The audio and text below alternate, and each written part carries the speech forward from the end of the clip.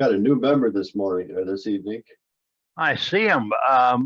He doesn't look like he can handle a big tool right now, but looks like whatever he can handle, he'll take care of. Oh yeah, How old is he? 7 weeks. Wow. Yeah. This is Wyatt. Hi, Wyatt. Hello, Wyatt. And he's upset about something. What's the matter, big guy? Huh? What's the matter? Oh. Oh. Isn't it great when a tap on the shoulder will make you give up and just, everything's all right? That would be Great. Oh, he loves to cuddle.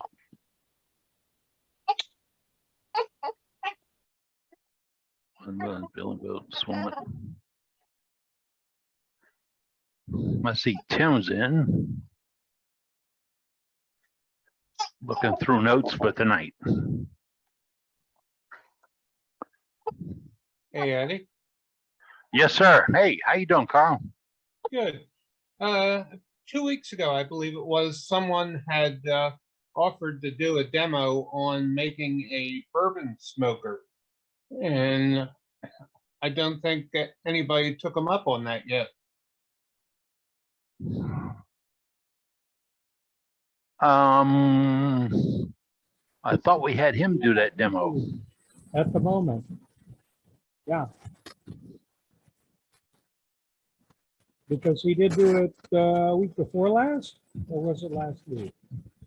I think last week. Okay.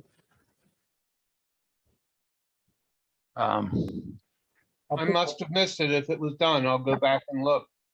I'll put the address on you from the YouTube online. Or in the Yeah, it was shown how it operates. Oh, He did yeah. not do a demonstration on turning it, but he showed how it operates, and basically it's like a mason jar lid with a hole for the screen, and then filled it with the shavings and lit it on fire. So showed us how that. Okay. I got the gist of it. I didn't remember any more than that, but I got the gist of it.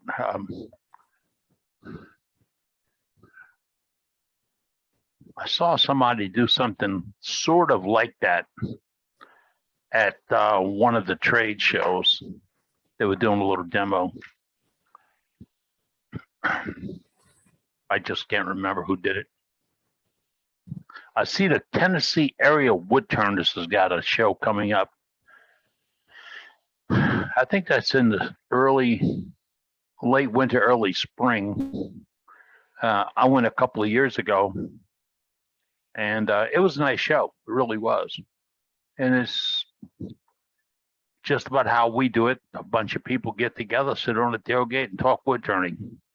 Nice little sales space and all. So it's a great show. I just need to see if one of our members will be there, if we can get them some business cards to pass out to spread the word on us. Always looking for that. I have to buy some more cards, but we'll get that going.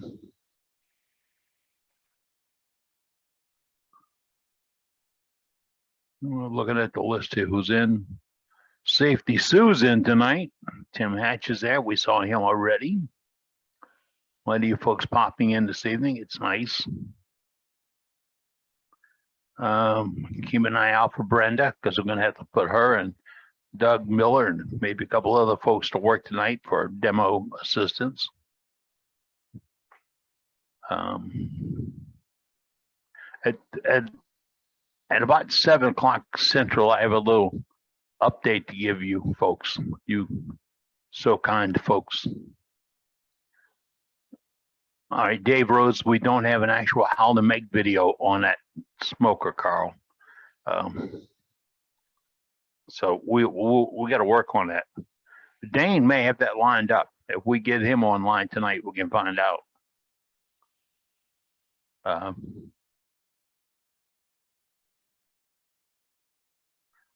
Oh, I really needed to come in with a brush for the computer tonight. There's some dirty.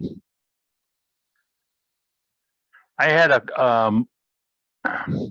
it's funny, in the last week or so, I've quit carrying my cell phone. Here, look, right here. I don't carry it. If I'm with my wife, I don't need it. Because she normally insists I have it when we get separated. She makes me wear that. That ain't a watch. That's who gets what when I die band.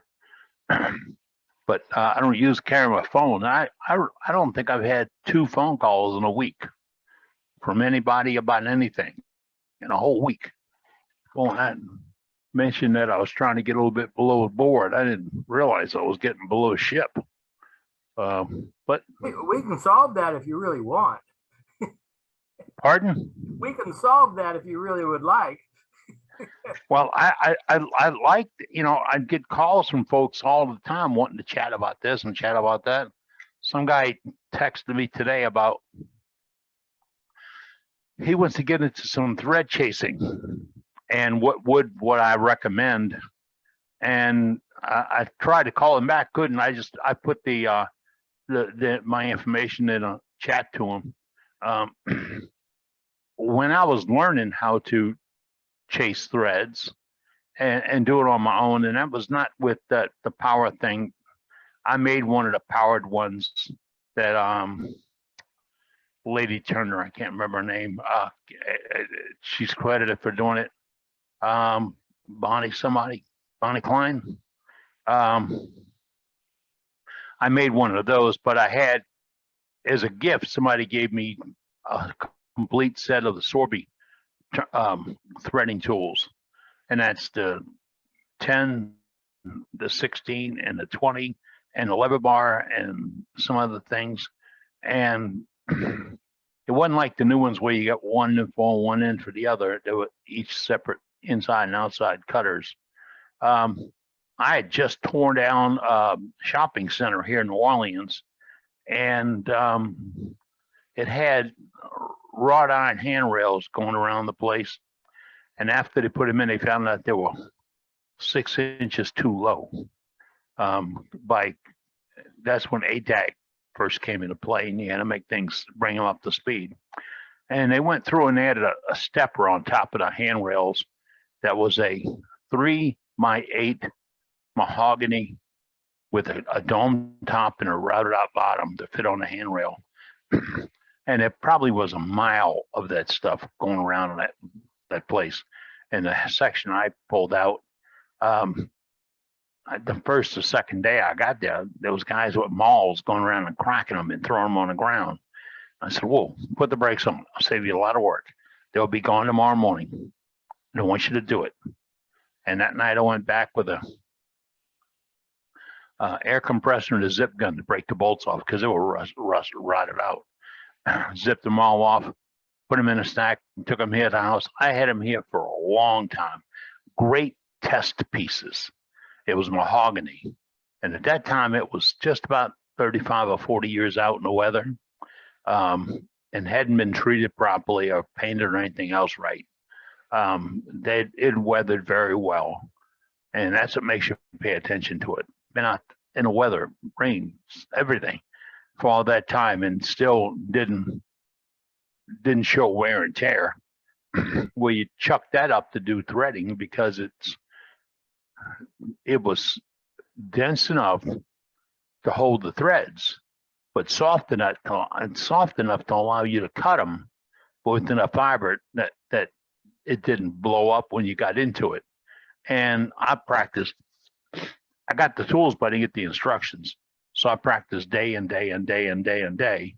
And I finally got to where, I could turn out a set, and there was a caliper made that you could judge from the inside to the outside.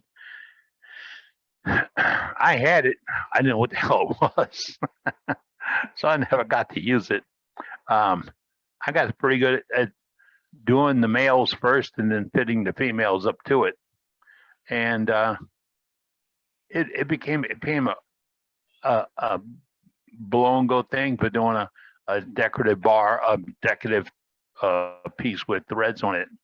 Really was. And I learned early, you don't need 11 or 12 threads to make a cap go on. If you do,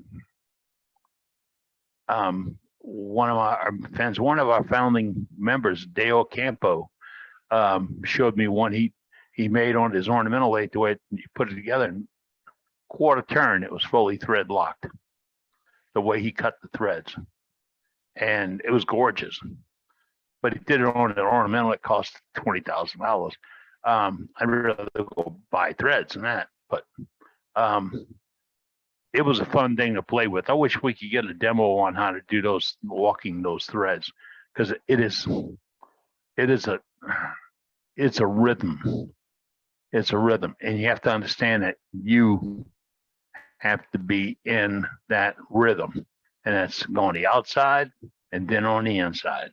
It's a rhythm, and when you understand how the tool works and where you have to provide reliefs, because on both of them you can't thread all the way up to a shoulder. You have to let the tool have a way to get in or get out to do it. Hey, Eddie. Hey, Brenda. Hi. Hey, will make me a co-host, and I'll help get this meeting started. Yes, ma'am. You are now officially a co-host. And I got a message from Dane that he can't get online, but he's working on it. Oh, okay. Hey, Brenda. This Yes, kind of Sue. list, a gentleman by the name of David J. Edwards says he's got something to show. All right. Just thought Sue, I Sue, was, you're on as a Sue, you're also in as a co-host. okay, well, you'll have to tell me one time what that means. Well, you're in. Gotcha. Some things co-hosts can. Okay. I'll help you any way I can. You know that. You'll see on your screen that if somebody's coming in. Eddie, you're muted. Eddie, I'm terrible. I accidentally muted you as I activated or admitted someone. Man, Dave's problem. I'm sorry, Eddie. I didn't mean to do it. is that a hint? No, definitely not. Button. Who's got the button from our radio days? People. Sue, do you see Huck? Do you see Huck wanting to come in? No, that Who? never came up. You didn't see that? Where Charlie Bundy's now wanting to come in. I got that. Oh, I see. Hello. You see Hello. David now? David. Hello. Hi, Dave. Hi. What do I need to Go to the bottom of your screen. okay, how about the top of my screen? Click on participants. Wait a second. Participants, okay. Now on the side, it should show up who all's in the meeting. Okay. All right, now when somebody wants to come in, it'll be there and it'll, They'll show up in the upper right-hand corner. yeah, Okay. and then you'll just click the button to let them in. But if you hit the button too late and somebody's beat you to it, you end up turning off either Eddie or I. Yes. That's how I accidentally turned off Eddie. Somebody beat me to letting someone in and it vanished and Eddie's button was right under my. Right under it, yep. Yeah. So I hope There you so. go. Patrick Hogard. Admit, got it. All right, now you see what you're doing? Yeah, well, let's go. Let's go to David. Somebody key up David. All right, I'll find it. I got him. Well, it didn't work. Which David? Wasn't David. David Edwards? I had him I clicked on him twice and it didn't work. It didn't go nowhere. Well, I clicked it just now and it didn't go anywhere. Oh, wait a second. Where is he? Scroll down the list of participants. You should- Yeah. He was there and now he's. Oh, you know what? I think he must have had some trouble, whatever, got kicked out. Yeah, he's not on there. I know what it was. David Rose pushed him out again, just like you did me. I can tell I'm in trouble now. Uh-oh. Well, anybody here is in trouble. Yeah, everybody's Yeah, well, game. hey. Scott Hampton says, happy Wednesday. 1 week ago, it was 115 degrees. Today, it's only 82 degrees. Life is great. Yes, it is. I went to Aquasize today. We go almost every day, at least 5 a week. And that pool felt so good today because it's only 80 degrees outside. In there, it's slightly warm water, not real hot, but there's a place where the sun comes in through the portico or the sunlight, and there's a strip of the pool right there. I didn't want to leave it. I worked out for over 2 hours. I was just a worn out tadpole when I got out of there, but that's what I'm supposed to do to improve my my flexibility and being able to move and stuff. So it's wearing, but it works. You know, if it worked that long, they'll also buy me a salad for lunch. Yeah. Today she said, you know, your kids really like this restaurant. You want to go give it a try? Yeah. That's what it takes. Yeah. Now I know my kids got no taste for good restaurants.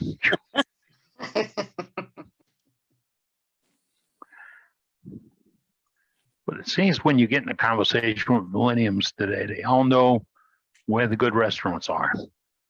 They don't know where the kitchen is, but they know where the restaurants are. Wrong? Was it just like health food or something? For me, Yeah. The restaurant you oh, went to. my diet is so restrictive. I mean, it takes 10 minutes to find an item or two on the whole menu that I might be able to have with conditions. But that's good. You know, we go to the grocery store and get 5 things, you know, and the list never changes. It's fruit, sweet potatoes, fish, you know, and it's a limited amount of things that come in here because otherwise she cooks everything or I cook it for her one way or the other. See a lot of regulars popping in tonight. You can have Just them sweet mention again potatoes. Pardon? So you can have them sweet potatoes. I do them in an Instapot, and I can do about 5 or 6 of them in the Instapot. They cook for maybe 15 minutes and then cool off, and you could squeeze them out and make like mashed potatoes out of them. Put in a Tupperware container, refrigerator, and they come out. That's it. And I can only have a little bit of honey on them, which makes it a fairly legal treat for me. Billy's shaking his head. Don't do it, huh, Billy? Don't Yeah, do it. I agree, No, Billy. I'm not a sweet potato guy. I love sweet potatoes, but I like buttered salt and pepper on them. Oh, you see that I can't go there anymore. Yeah, there's something that you could Yeah. get. Let me get it for you. It's not bad. Now My fried, that's a different story. I can eat them fried, even in the air fryer in my Instapot. That would be okay, I think. But gotta But have salt and pepper on them. I saw somebody order one at a restaurant a couple of weeks ago. It was a small sweet potato, but it had cheese, sour cream, chives, butter, and something else with it. I'm thinking you can throw the potato away. Everything else you can't have. But it made a nice treat. This stuff isn't bad. And butter powder. Butter powder? Yeah. Judy's butter powder. And I ain't never my seen sister- such a thing, Sue. Either did I. You know, my sister always had Molly McButter, which I thought was gross. It was too salty. But this is low in salt, low in calories. Gluten-free. Yes, it is gluten-free. And my I found it on Amazon. I'm gonna look that up. So yes, Yeah, right. The things you learn on Worldwide Woodturners. All Yeah. right. They got a guy, Gregory James, who's a rather old stand-up comedian type guy, and he said somebody asked me to try it. It's not butter. He said I can testify to that. It's not butter. You get those things. Read. We don't do it anymore. We look at the hype. Read the contents. Some of that stuff was scared out of when you realize you can't even pronounce it. That's my health coach brought that up to us. We'd go sit with her once a week for a class, and she had a board of all the things that I'd really like to snack on. And if you point out, yeah, I do like that, she'll pull it off and, okay, let's read the back of it together. You don't want it anymore. Dave Edwards is back. Scott Hampton says you can purchase powdered peanut butter. Okay. yeah, it's called Jiffy, I don't want it. It's called PB2. I've had it. It's okay if you make it into a shake, but other than that, yuck. Yeah, I'm just thinking why. Yeah. Yeah. Peanuts are supposed to be good for you. You know, they're legumes, but powdered peanut butter. Just that won't work for me. Won't work for me. Tim Hatch says Tang took the astronauts to the moon. So Tim likes that Tang stuff. Arguably, Saturn V took the astronauts to the moon. Tang sustained them. Since they were talking about all the dehydrated stuff that came along since then, we need to think about the beginning of when the dehydrated stuff came along. Korea, Vietnam, Tang, astronauts to the moon, all good stuff.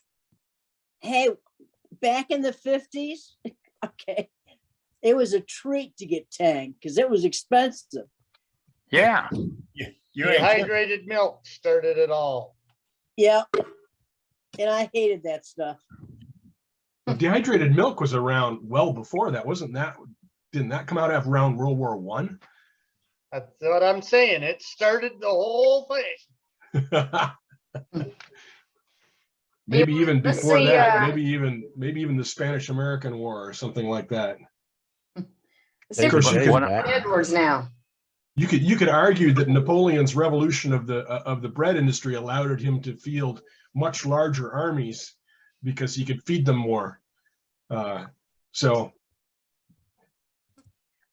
bread as we know it today was sort of came out of that.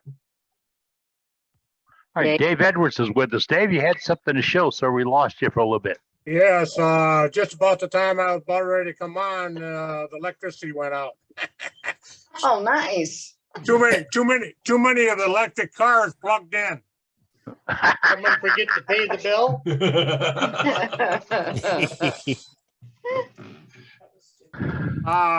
I've been fooling around with some stuff that what I call scraps, but I made some earrings. Oh, wow. Oh, right there, we got them. And some other ones here. Oh my goodness. The color is not coming out very good. I was going to say, you wear those big square things in your ears, but that's not what you're showing, right? Oh.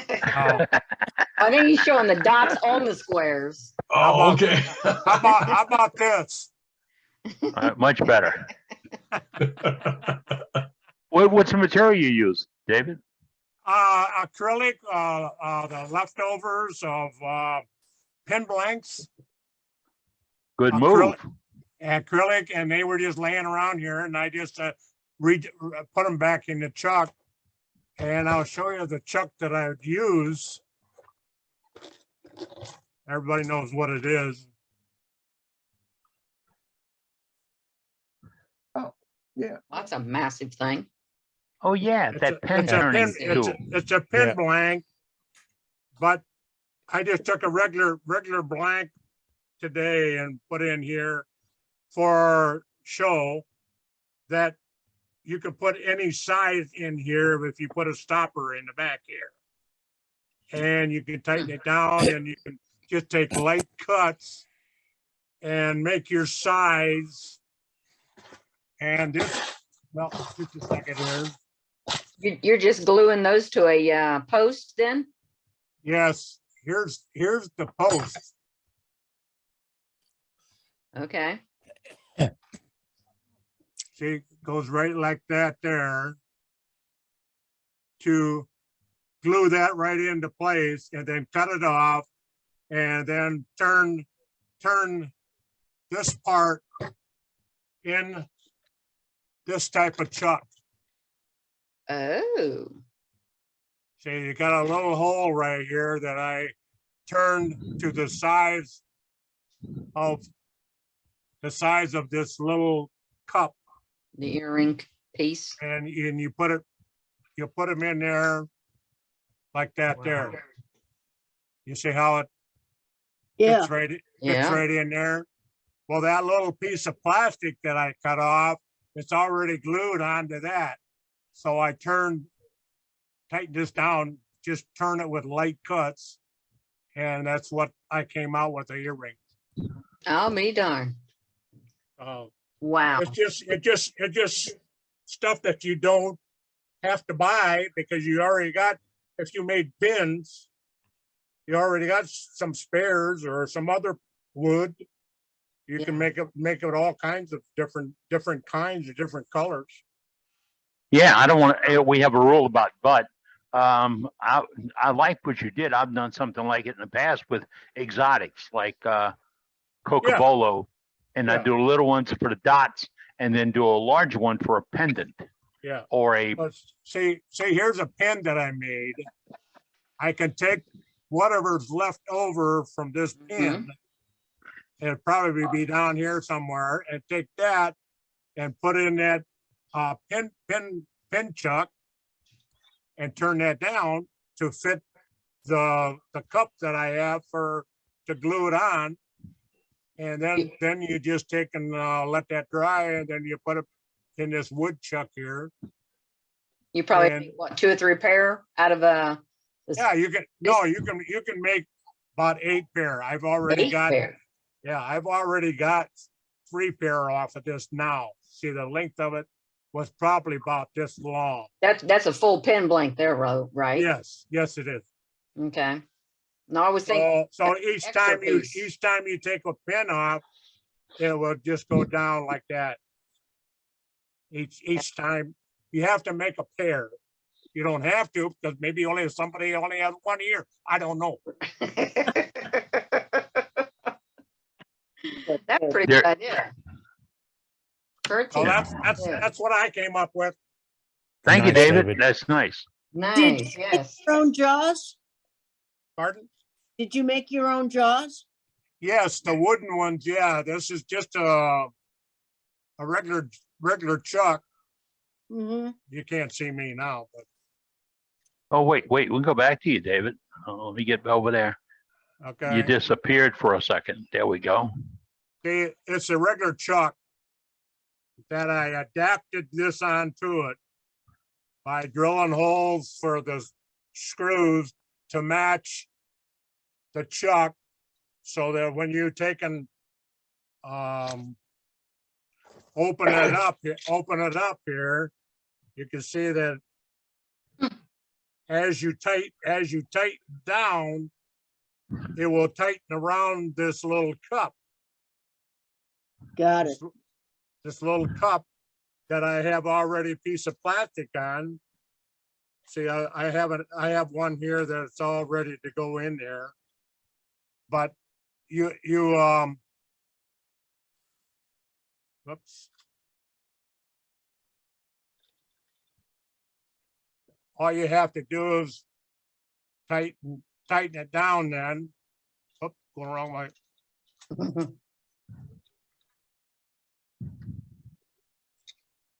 So you got that little part, sticking out. Then you just take and turn, you just take and turn this down, shape the way you want it, and sand it, polish it. And you do that after it's already I glued to the went post, from right? 220 all the way up to 600 on the sandpaper. And then I just regular car polish, polished it up. Very nice. Good idea, David. Good idea. Yes. So you can make Good. those, you can make those for Christmas presents or whatever, you know, birthday presents, whatever. Yep. Pretty good idea. Thank you. Thank you, You want David. Do we want to go to another gallery, Eddie? I guess we will. Yes, please. All right, let's find Gary in Oklahoma. There's no finding Gary. Gary found us. Now we Yeah. can't get away from him. There he is. Okay, now hopefully you can This- see me. Oh, yeah. Did a bowl and it had a lot of boreholes in it. And let's see here. Some of them showing up right there. And anyway, this is the first time I tried to do any epoxy. And I used some of the casting and coating epoxy resin. It was this was the brand, and I had a devil of a time getting it to harden. So I went to 5-minute epoxy, and I got it to harden pretty good. But this was the first time. It was an experiment, learning. And Nice job. but Love that wood. What kind of wood is that? it's oak, white oak. Okay. And it's a slab off the side of a log that I milled. And in fact, I think it might be the log that I milled that gave me that black finger. When you got a 2,000-pound log and you roll it on the mill, Ouch. it can smash and hurt. But anyway, so Mm-mm-mm. I filled up the boreholes with some of the epoxy. I don't know if it will show properly, but it's got the sparkly glitter to it, so it's nice. Yes, Well, very it's good. Do you need Brenda to send you a Band-Aid for that thing, or you're okay? No, it never bled, but boy, it sure hurt when I rolled the log. I had to rotate the log 90 degrees, and it was coming down on the bunk, which is part of the mill, and the log and it. How long ago did that happen? About 2 weeks ago. Oh, So, you need to take a drill and drill a hole through that finger yeah, it was too late for that. and release the blood underneath of it. Yeah, it was too late, but yeah, when you're milling, you've got to take off sides, and so that's where a lot of this came from. So, you know, the main log would be right here. When I milled the sides off, the log is 18 by 18, and then I can saw that into 1-inch slabs. Mm. But the outside edges on a lot of the logs are where the bores are. And so that's why I've got problems with that. But The wood is pretty interesting though on those outer edges. it really is. And the bores Worth turning. only in one area of it to where I'll probably try and do some other areas also to get some flatter. Turning is a learning experience, and so I want to get it flatter. But With every piece you do, isn't it? yes, yeah, sometimes it is too thin to actually do anything, but other times this one here was probably about 3 inches thick when I started it, and then the bark. So I love it. yeah, That's yeah, really it's pretty. got a Looks lot good. of lot of the grain in it. But Oh, this that's pretty. particular one also had a lot of splitting in it. And Yeah. that That was, just adds character. that was Yeah. where I tried to fill it with some of the epoxy. Mhm. And so, Gary, did you turn that green, Gary? yeah, yes. Yeah, it was pretty much green. Yeah, okay. But it's been, well, let's see, the more I think about it, that probably did not come from the last log I milled, because this is probably was milled about 6 months ago. Had to have been, that was the last time I milled the log. So So it might still be stable by now. well, yes, yeah, it's pretty stable. Plus, I put it in the microwave because I wanted to make sure that if it did go to anybody else, there weren't any little bugs crawling out of it. Yeah, it's a good idea. So I cooked them to they're cooked to medium well. If there was anything left over. Good. Thanks, Gary. I've had people tell me to drill the nail or poke out, use a hot needle or what. No, No. can't do it. I Yeah. just cannot do it. It I I don't can do it, smacked but hurt. I It can do don't it, but I'd hurt, rather let Billy. my body do it. It don't hurt, I- Billy. Well, yeah. Yeah, you believe that, Billy. Believe it. Yeah, it doesn't hurt. It doesn't hurt. It no. don't. I believe smashed it. my Yeah. thumb. Word. It makes I smashed it. my Small drill bit. Yeah.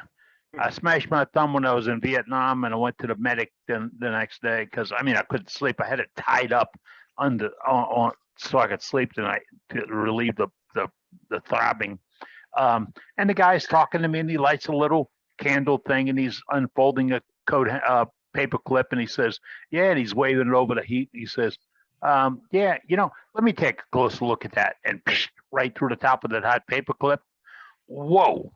It was two things: instant relief and then instant pain. But at least it wasn't throbbing. But and he didn't have a doctor thing. Yeah, he was just a medic around there. That's when you want to say, get somebody who knows how to do this. And the next He day, would I have used a really- drill bit. All right, let's go to Hey, Tom Eddie, I Kenny. got a comment on that for safety. If you do use a drill bit, the best thing to do is to hold it in a hand vise so that you can turn it with your fingers. And if you are going to use it in some kind of a power tool, make sure the drill is running in reverse. Oh, yeah. Never try to drill through your nail with it running forward, because it will catch and go all the way through your finger. Oh, Yeah, yeah. No, I yeah. wasn't talking about using a pin drill. I was helping a buddy who's mechanic Yeah, a pin vise. building an addition, Yeah, and then using of a course pin vise with the hand. fingers would be the way to do it. Oh yeah. Something you can control. Yeah, Don't hurt blood yourself flow worse than you beat are. in the air, so All right, it hurts when it goes through. let's find Who you got? There he is. That's Tom Kenny. Howdy. Not too long ago, I bought some ash billets. They make baseball bats out of them, and I made a bunch of hollow forms. And this one, I took a torch to it and scorched it, and then scrubbed it down. And I think I coated it with like a black gesso type of material. And then the finial was bloodwood, and it stands about 5 inches tall and maybe 2.5, 2 3/4 in diameter. Then the next piece. Is it off center? Is it off center?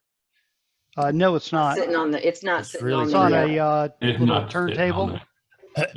Yeah, it seemed to be wobbling there, but okay, all right. It's the Yeah, It's turntable. not, yeah, it's the turntable. What'd you make the collar out? The collar was out of corian, That's really pretty. Ooh. Oh, nice. and the That's second beautiful. piece. Ooh, That's that pretty. was pretty too. Thank you. Well, that was nice. Well, This you was can just find a pieces piece- in that all day long. Hey, Tom, Yes, you need my address so you can send those to me? I'll get them right out in the mail for you. Oh, okay, thanks. That This piece one is was a sexier than piece of- socks on a rooster, I'm telling you. Yeah. Oh, there's an angel. This was Down a piece goes. of spalted oak, as I recall, and I Ooh, finished it beautiful. with a wipe on poly. And it was surprisingly in good shape for as spalted as it is. It wasn't too punky. That's completely hollow. Beautiful. Oh yeah, It's yeah. gorgeous. It's probably a quarter-inch thick all the way down. I've seen a dog. Nice. Very nice. Squirrel. That And is that's all I got for gorgeous. tonight. I Very can look nice. at Thank that you, all night Tom. long. Thank you. Beautiful Brenda has work. quite the Wow. imagination. I just want to keep looking at it. But I wasn't done. Yeah. See how many That one animals done. you can see. There's a Yeah. peace Hey, sign. Brenda. Yes. All right. Let's see if we can find Charlie Bundy. I'm Talk right to us, here. Charlie. Where you at? Hey, There he Charlie. Grand is. Rapids, Minnesota. I got Charlie. Go ahead, sir. What you got for us this week? This started out as a 12-inch flower vase. This is segmented the long way. I Okay. cut it in half to hollow it. The top half wasn't glued good enough. It went everywhere.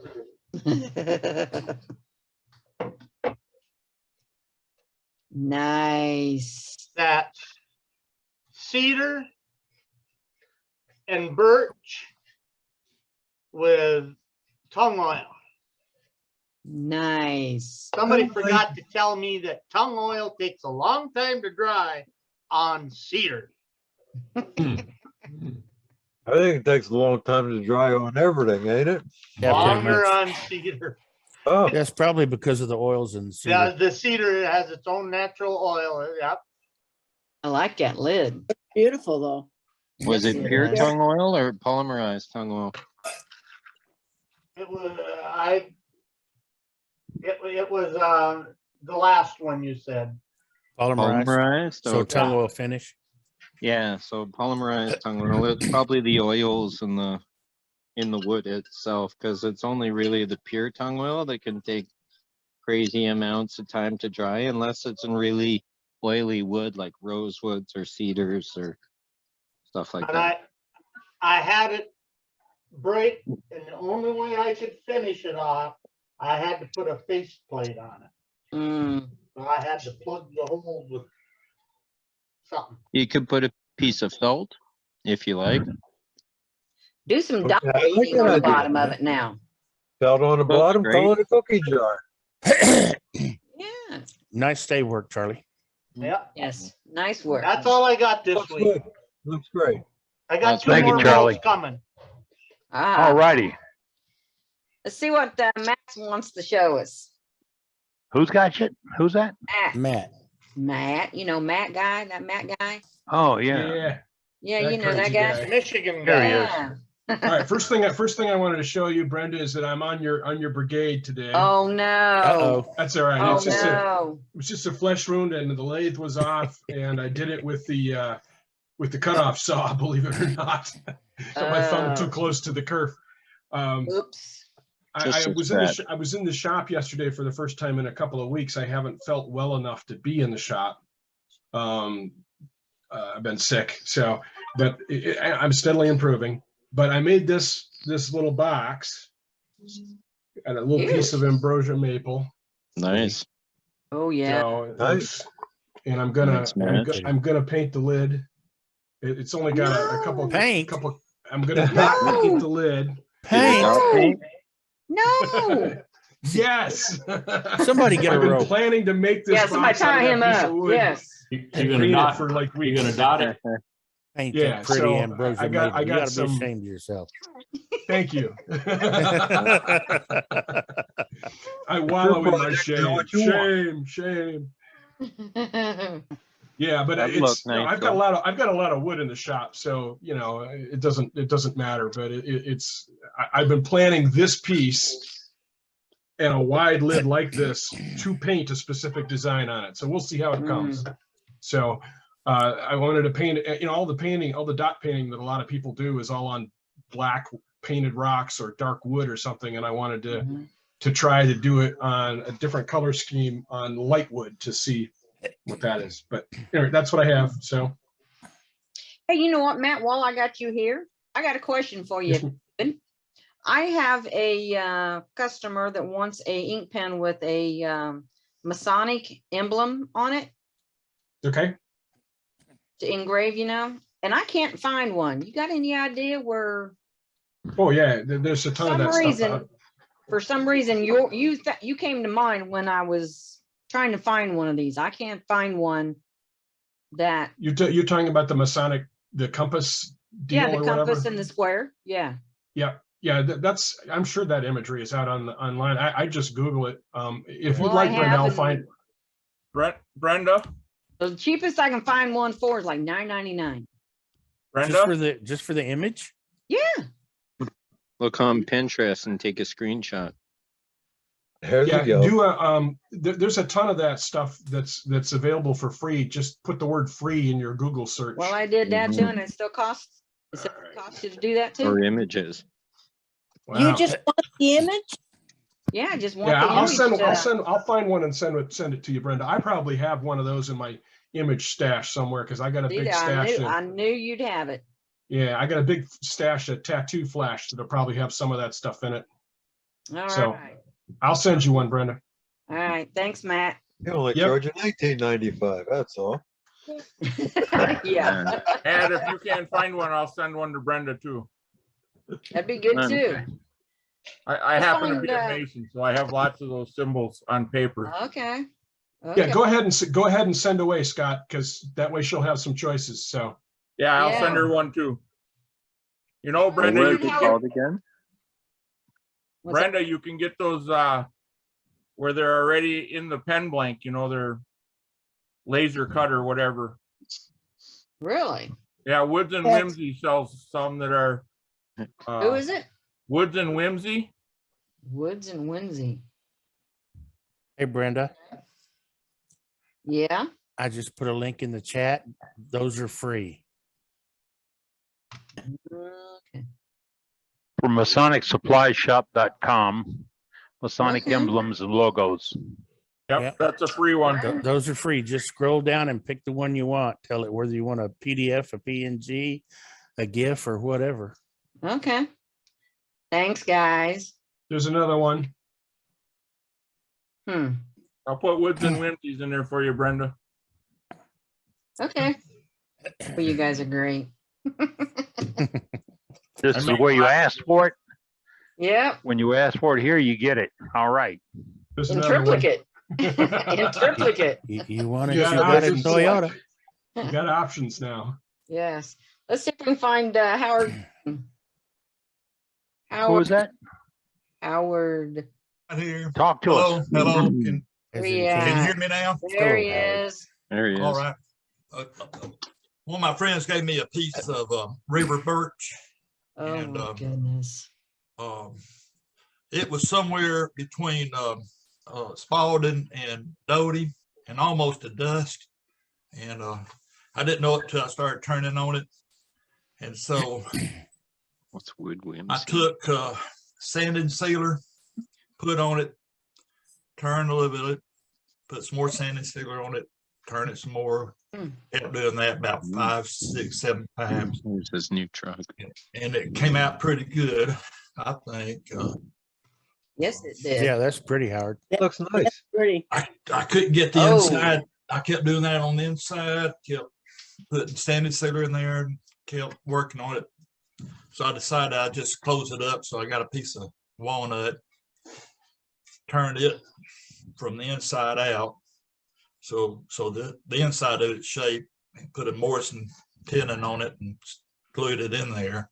And anyway, if you put your hand in there, it's real good and sanded anyway. So lots of guys in their club, lots of guys in their clubs got to put that finger down in there. Oh, yeah. Yeah, all the wood turners will. That's very nice. Beautiful But you piece. can kind of tell how doty and almost it was getting by looking at the base of it.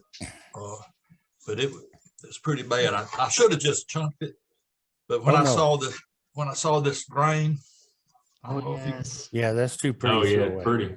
Yes, it Look is. at all those It's got some rays. nice girl in it. Yeah, it's beautiful. Okay. Nice Balkan. Yeah. Anyway, Beautiful. I made the finial out of walnut to fit this, so it would, work That's out. pretty cool. I like the way That's you did pretty. that finial. It just kind of sits down in there. Yes. That's pretty Well, cool. see, I got a pin jaw, and I Mhm. turn this down and I mount that on the pin jaw. Does that make sense? Then I turn my Yeah. Yeah. Oh, yeah. So- That's a good way to do it. So anyway, I keep measuring to get this to fit in here. Once I get that, then I can start working on it. And of course, this edge here, the corner on here, it's got to match the outside edge of that flat Okay. so that it meets, meet together. Right. But Wow. not only that, And it that is flows. one of the best ideas. I mean, just cover up something that you can't really fix. Putting Right. that lid on there. Yeah, I worked. Great idea. It got kind of thin, and I was so disappointed because I couldn't get anything on the inside looking as good as outside. So I said, I'm gonna cover it up. Unless you can get in there and look, Nice save. see how That's see how that's bad, a see that's how a bad great- it looks in there. You can't tell unless you put a light or something. You still could probably see, but anyway. So it's the big cover up is what it is basically. that's a great plan. I love that we had that discussion last week too.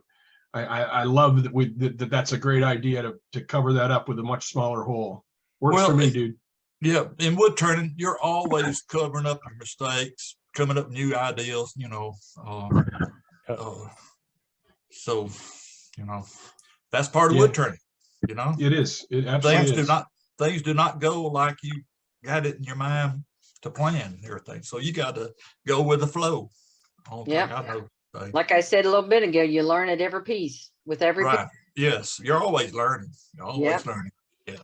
And you think you got a wood down how it turns? No, you don't. No, you don't. One wood like walnut, there's so many different varieties and where they're grown, and they don't all treat exactly the same. So, Yep. that's good too. It keeps Oh, it yeah. exciting. Keeps it exciting, doesn't it? Yes, it does. Yeah. Thank you. Appreciate it. Thank you. You know, he Very just nice. mentioned, Brenda, let me jump in here for a second. He mentioned he's got pin jaws that do that. Earlier, we saw somebody showing us that he was doing earrings with a set of wood jaws he made that came down to hold the stock or the oh, there's a term for it that you put on the back of the earring. If you make a set of those jaws, don't make one set, make several, because just what he was talking about, to hold it in pin jaws.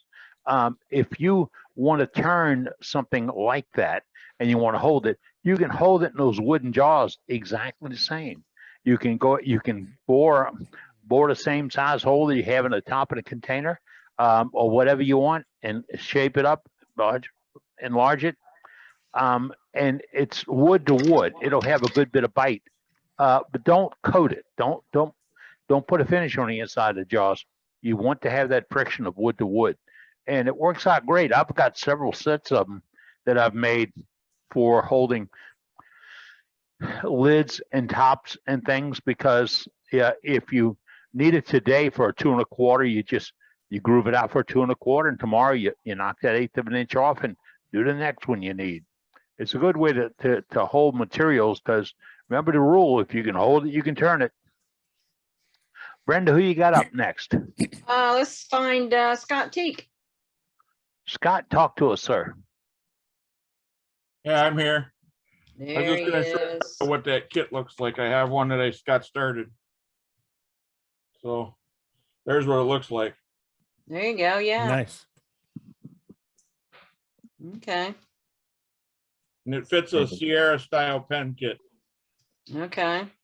Very probably nice. made- That's really sharp. Now, That's is cool. that the one you bought? Yes, Mhm. And you glue it around the barrel. it comes pre-cut out. You just gotta you put the barrel in and then glue it down. Lots and lots of CA glue. Right. I haven't That checked, from but Laser Ken Line? Nelson at Callinshan Woods may have those too. There's a couple different ones. This one's the only one I found that comes dyed like this.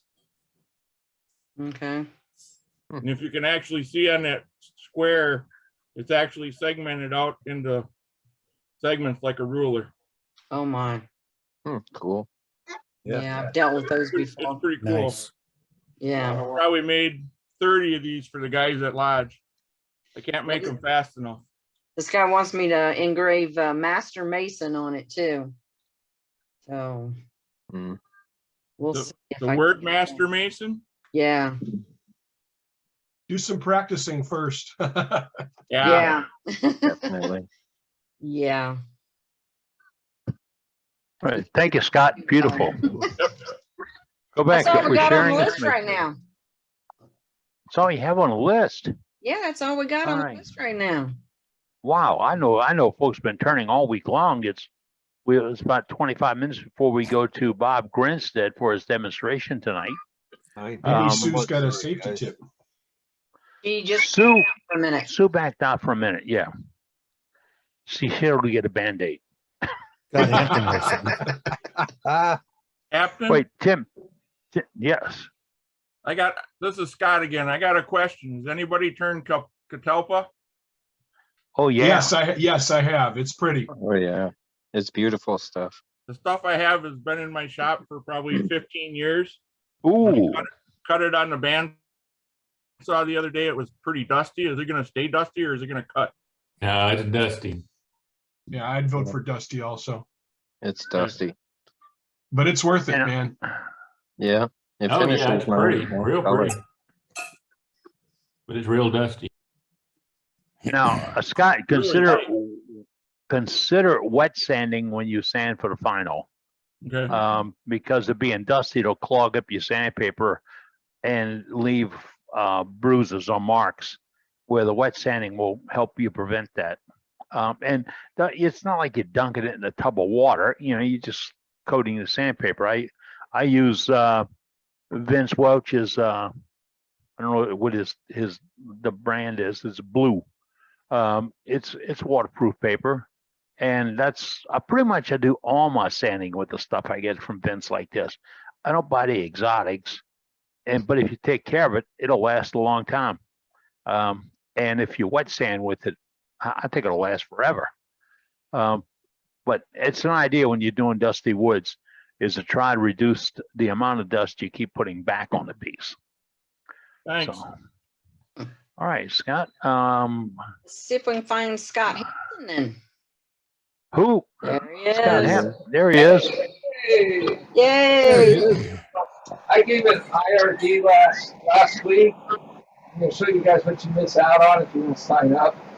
It's about kitchen utensils and gadgets. So the first thing I made with this fertile. It's made out of maple. Then I focused on making a nice spatula. Oh, wow. And then I showed how to make scoops. Cute little scoop. And then I went a little bit bigger and made a mortar and pestle.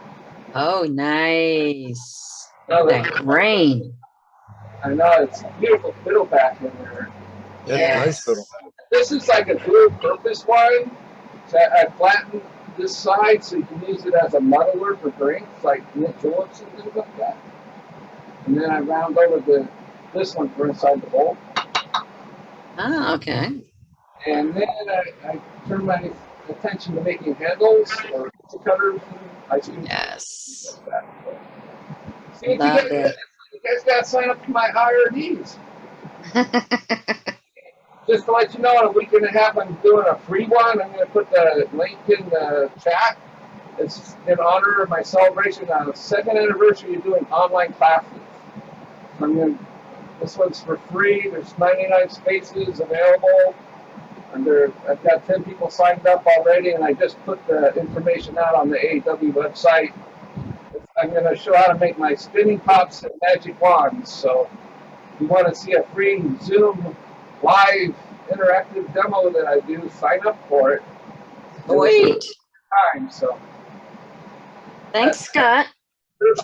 that's it for me. Yeah. Thank you, sir. Yeah. Let's find Tim Hatch. Tim, where you good at? evening. How's Yes. everyone doing? So I've got a little local craft show popping up here about the 5th of November, and they've asked me to do a demo. So instead of putting my lathe on, just any old stand, I just came up with this little cart here, and got all my lathe tools up there. I've got the light. Everything's all pretty much self-contained. I've got a space down below where I can haul my wood and projects and things. But the only Is that on wheels? It is on wheels, yes. Those cheap little Harbor Freight furniture dollies. I cut one in half. Use the wheels on one side, from part of the dolly on one side and part on the other. But I've got a shelf for all my turning tools and of course ducks and that type of stuff. So just a little organization, just something that I can easily throw up in the horse trailer, take that little arts and crafts thing and put on a show. But the only piece I've turned recently, because I've been so busy with trying to keep the place up, we got tons of little projects, honeydews and such around the house, trying to catch up on things, was this piece of burl I've turned into a wand for the show. Oh, nice. Very nice. How long is that? That's a piece of pecan. Of course, the wife wants me to, do earrings and a bunch of other stuff for the show, but so I was thinking if other folks are out doing demos and stuff like that, slapping together a quick little cart like this might be the trick for them if they take it out to local arts and craft shows. So I know there's other folks out there that have done it, and I'm sure they're definitely much more qualified than me. But it'll be my first one doing a demo at it. So I see it's well prepared because there's a cookie can stuck to the side, so you don't have to go too far for the snacks. I did take that from you. So, and I put a big one of those magnets there from one of the Harbor Freight parts holders, so it holds up, and use the bandsaw and cut up a bunch of paper towels. So I think I'm ready for the most part. I just need to start turning some stuff. All Anyway, right. that's all I got. I just want to say hi to everyone. All right. Thank you, Tim. Yep. Thanks, have a good Tim. one. Yep. I love the idea, Tim. Thank you. Ron Vincent. Ron Vincent, talk to us. Ron, where you at?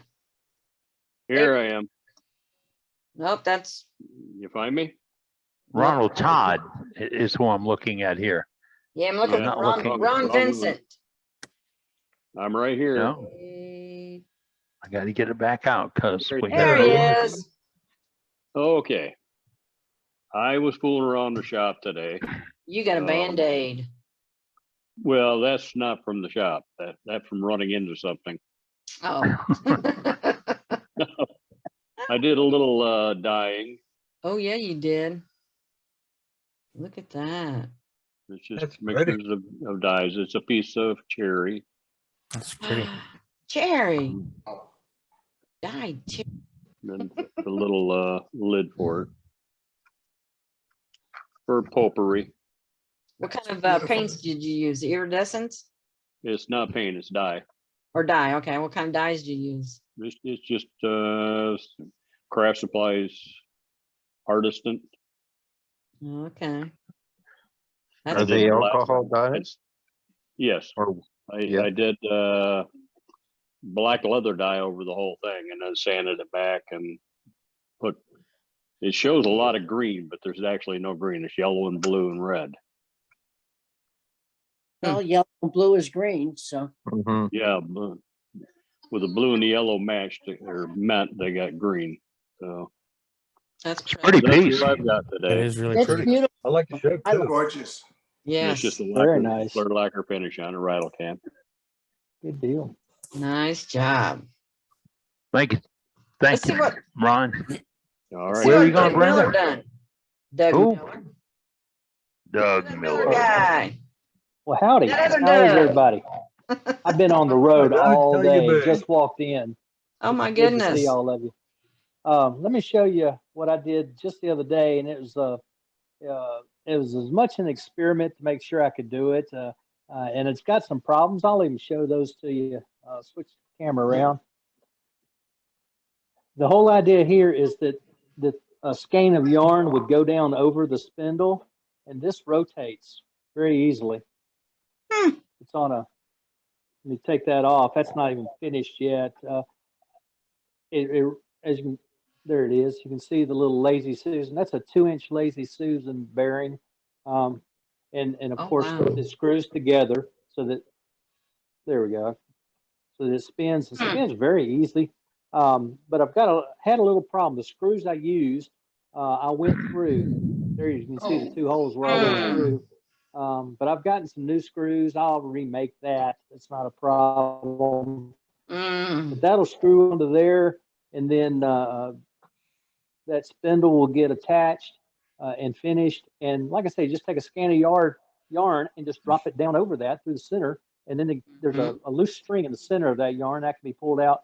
And this will just spin right around just as easy as it can be. Well, that's pretty cool. So instead of a yarn bowl, this is a yarn something else. Stand, spindle, dispenser. It's The something. yarn stake. Yeah. This is, you may remember I was given a pear tree, and this is some of that pear. I just pulled out 2 pieces off the top of the stack. The spindle is a piece of oak that I had. I don't even know where it's from something that I had, dry as a bone. The pear was a treat to turn. The oak, not so much. Yeah, pear is sweet to turn. Yeah, it is. Even wild pear is really nice. An old oak is And when hard. it's green, it's really nice to turn. This is still just a little bit green. Cool idea, when you Doug. get this to the customer, I'd love to know how this works, Doug. Oh yeah, well, this is not my original idea. It's someone else's idea, but the people that I've talked to about it, they love the idea. They're looking forward to them coming out. Okay, cool. Yeah. Yeah, I'll let let you us know let me any know if it follow-up. works. Yep. Yeah. Right. Let us know it works. Your lady got about 3 rooms worth of sheep stuffed in this house. There you She go. loves it. That's it for me this week, guys. Thanks. All right, you're in the plan though, Doug. Where I think we need to go to Matt Harbor again. Yeah, let's go back to Matt. All right, I'm going to share this little piece here on my screen. This is a catalpa piece, natural edge mortar and pestle. It's not very big, less than 5 inches in diameter, but the wood is really pretty. So Yeah, it is. Yes, it That is. is really gorgeous. pretty. Yeah, looks like. and this is the finish on this is just mineral oil, butcher block finish. Nice. Beautiful. Yeah, Yeah, that inside thanks. of that looks gold. That's Very beautiful. Yeah, Good job, well, man. and it had some real chatoyance in it. It was really shimmery. You can see it in the bottom Yeah. there. Yeah. But and Bob Grinstead has got a piece too. So Yeah, let's go see Bob. Thank you, Matt. my pleasure. Bob, you have to talk to us. There we sir. go. Yeah, I know. I was trying to get it out of I mute. got him. There he is. Okay. Yeah, it has a lot of chatoyance. Is that what you call it? But, Chatoyance, yeah. Yeah, it shimmers. shimmers. Mm-hmm. That is I don't know pretty. if I can pick it up here, the light's in the wrong spot, but it does. It does have it. There's some. It's gorgeous. But it's really, to me, it was real dusty. But it is a real pretty wood. This is the Parfex finish on it. Here's a piece right here. I don't know if you can see that enough. All the light's in the wrong spot in here, so to show things. But anyway, that was it. It is pretty wood. It is fun to turn. It's just dusty, real dusty. Very That's pretty. it. Very pretty.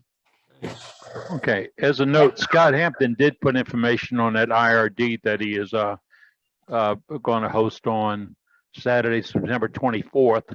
The information is in our chat tonight. Before you leave, save the chat. And otherwise, it's going to be on our website. And some folks have said about sending stuff to Brenda and this. The only way we do that with our group is if you voluntarily ask to be part of our contact list, because we don't have a roster. And if you want to be part of it, go right there to your Zoom, put in your name and the information you wish us to share in our contact list, and our webmaster, Dave Rhodes, will include it in the next edition of the list. It's not what you'd call a live list. You'll have the information, but you'll have to enter it into your email or your Facebook or whatever you want. And there's no limits. You can put all the information you wish us to have or the slightest information you wish us to have. And if you'd like to get a copy of that, when you go to the contact page on our website, up in the top block, they got a thing that says member list. Click on it, fill out the form exactly as it says. Exactly as it says. And you'll receive the response in just a few moments. And it's the way we allow you to contact with each other when we're not here. We're here every week, but you know, sometimes you just can't wait that long to talk wood turning. So it's okay. Passwords captain. Password's Captain. It's capital CAPTIN. Yes. I forgot that part. And I got I just uploaded it to my iPhone. I think yesterday. I have it on my iPad and I have it on my computer. I put it on my iPhone, so because folks will call me and say, "Hey, how do we get all those such and such?" They don't realize that they can go get that information themselves. And sometimes it's easy for me to just give them the information, then send them down the winding brick road. All right, it's about 10 minutes before we go to Bob Grinstead for our demonstration tonight. Sue, you want to do a safety moment for us? I sure do. All right, I'm out and Sue's in. And I want to talk about grinders and safety with grinders and some of the minimum requirements for OSHA. If you ever gone into OSHA to read all the stuff they've got, you need a lawyer's license in order to read it. So I went to a Did a 30-hour course. It's bad. Yeah. Oh my God. We've got, here's basically, I don't know, can you see that all right? Yes. Okay. This is normally where your guard is up top. You see, you're supposed to have that no more than a 1/4 inch from the stone. And your plate down here should not be any closer than 1/8 inch.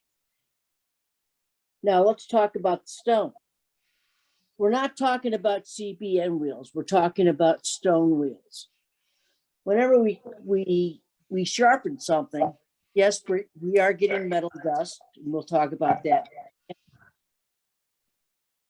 But you're also, especially when you're flattening out with a diamond rod or whatever and re-flattening your stone, you're getting stone dust. And a lot of people don't realize that the stone dust is a carcinogen.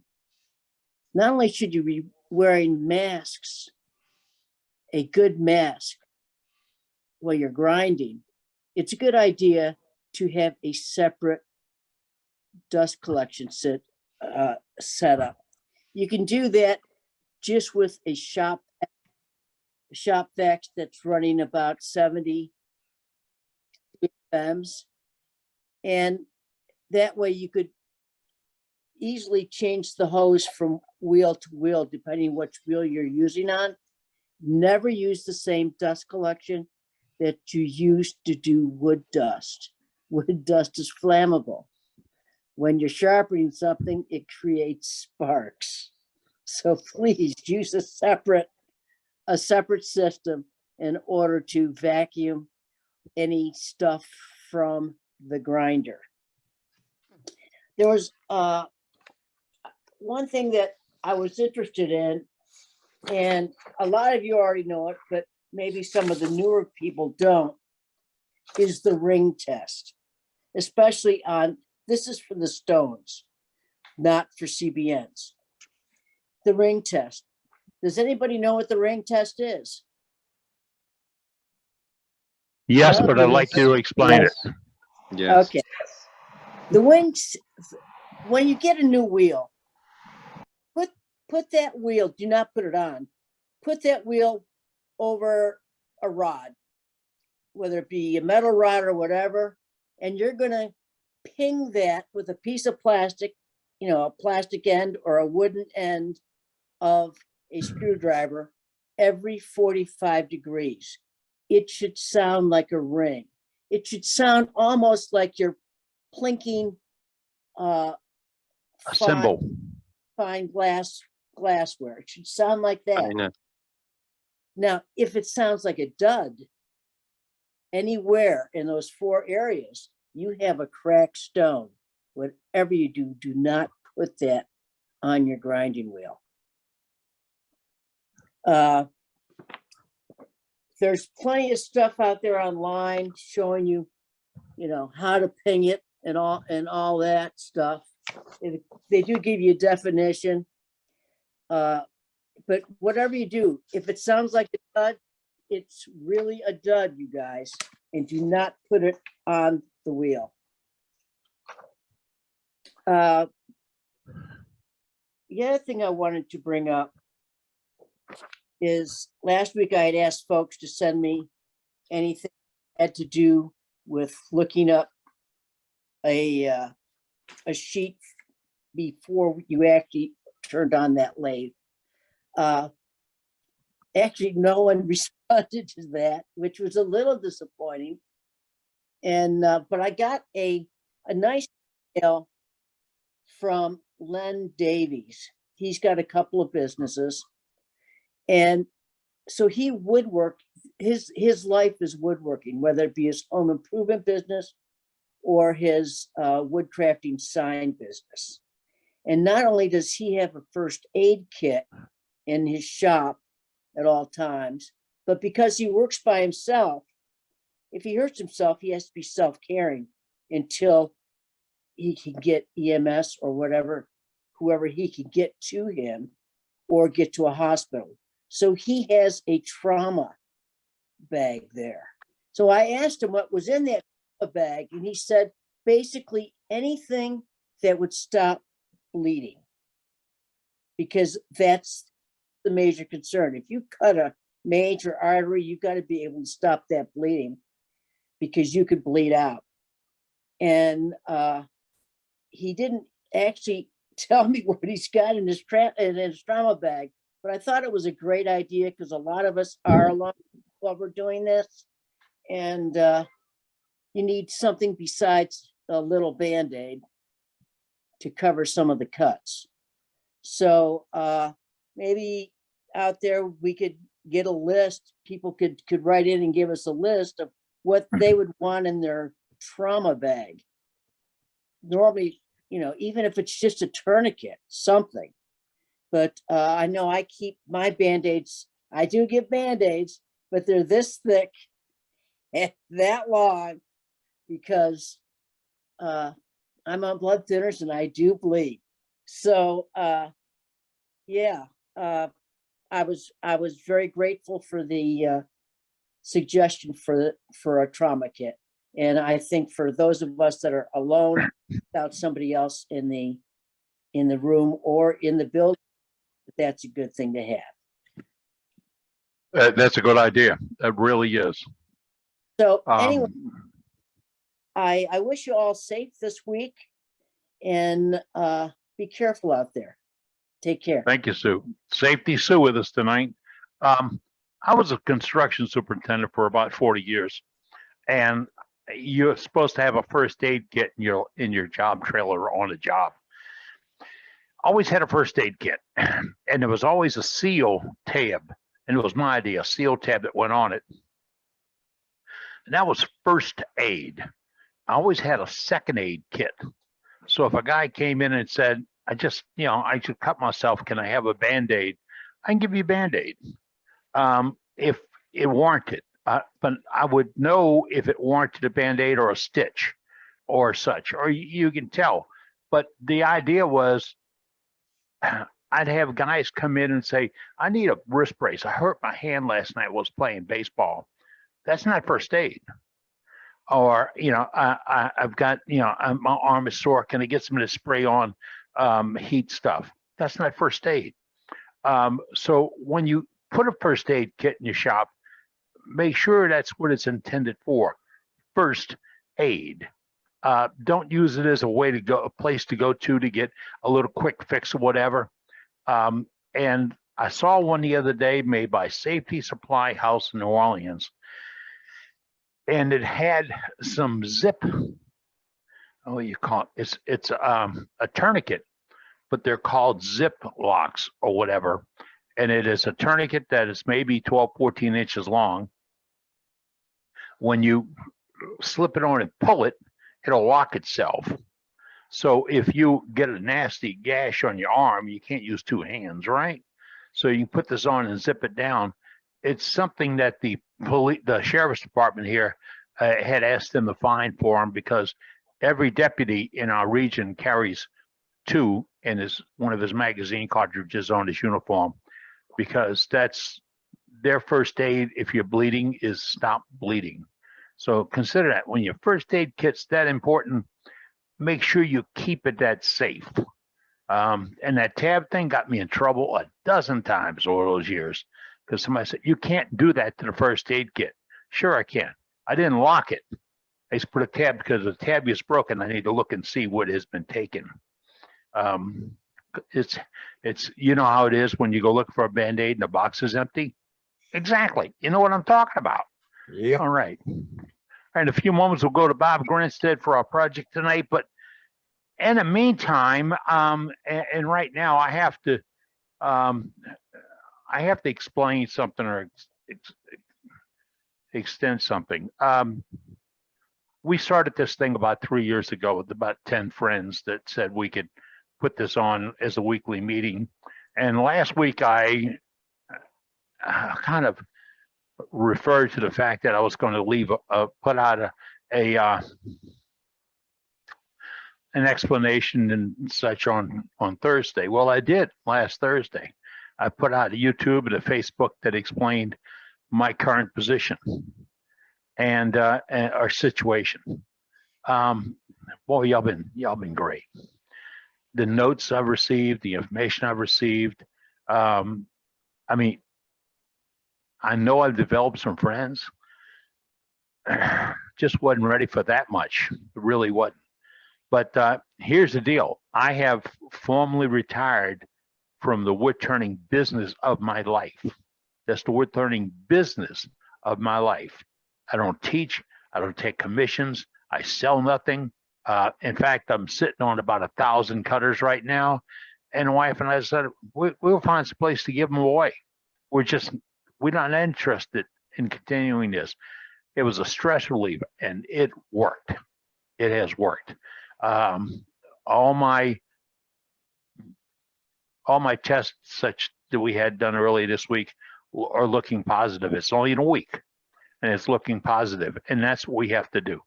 So I want to thank you for all the cards, the notes, the well wishes, and all. I'm not going away. I'm like crabgrass. You can't get rid of me. You can knock me down, but you can't get rid of me. But I'm still here, and this is the highlight of my week. So if somebody said, how are you going to handle giving that up? I ain't giving it up. You can't take it away from me. That's it. I enjoy sitting with you folks on Wednesday nights, teasing and kidding and joking and just sitting on the back of the truck talking about this. It's what we're all made to do, folks. So I'm thanking you ever so much for being part of my life and helping me out. It is fun. It will be fun. And I am the crabgrass, and I ain't going away. Now, it's top of the hour. We go to Bob Grinstead in Mansfield, Texas. Bob, we have you up on the schedule for tonight. Yeah. Hey, guys. Dane called me a couple of months ago and wanted me to do a demo. And I'm sitting here thinking about, how am I going to do a demo? I only have one camera, which is my cell phone. And so then I got an idea from Heather. Heather was telling me about this new video editor called KineMaster. And boy, that is so simple. I mean, everybody needs to try it. That thing is so simple to use. But anyway, I did a demo, and that's what I have tonight. I want to show you a demo on turning an angel. So let me start that, I guess. Yes, sir. Go ahead. Yeah, let me do a share screen. And whoops, that's not it. How do I, here we go, that one right there. Okay, it has to be open on your computer at the time. It is open. I don't know. I have to open the Zoom. I mean, what do I have to open? If the program is, no, it's not coming up. Not coming up. Okay, so let me back out. When you go to Zoom, do you see share in the bottom corner? See share screen in the middle. Okay, when you click on share screen, do you see another screen on your screen with outlines and fonts? I mean, yes, I have a bunch of different things up here. All right, one of them should be the demo you want to show us.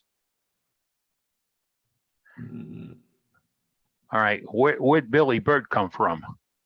I don't know. Yeah, we're looking at Billy's screen right now. Now we're not. Okay. Okay, so let me go back here one more time and make sure this thing is open. Do you want me to be running it or something, or? No, it just has to be open, because when you go to share a screen, you'll see that little screen that indicates the pieces that you can go to. Okay. It'll give you an icon for each one, and you click on that icon, and you have to say apply audio, which is down on the left-hand corner, and then press share, and it'll start playing for us. Share. All right. How about that? Now, what'd that do? There you go. I think that's it. I'm looking at. I don't know what you can see. All right, click on it. There you go.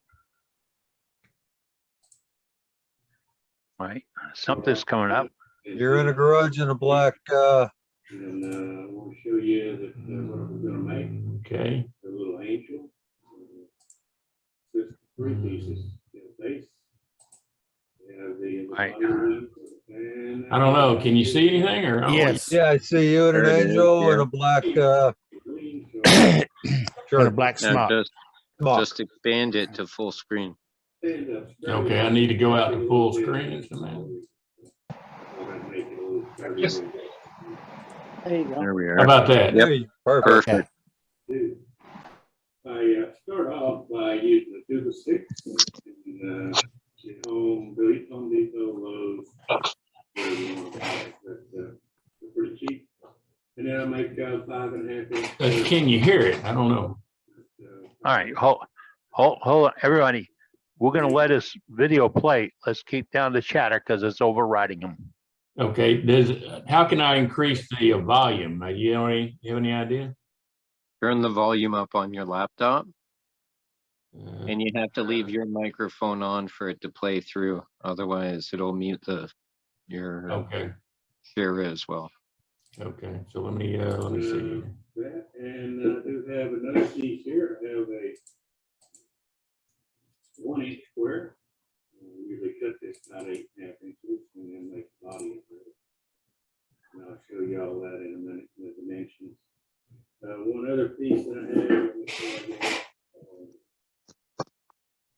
base I make out of 2-inch squares. They're 1.5 inches thick and 2-inch squares. So they'll fit right in my jaw. And I can chop it up and turn a little 1/4-inch wafers out of it. And that's what I use for base.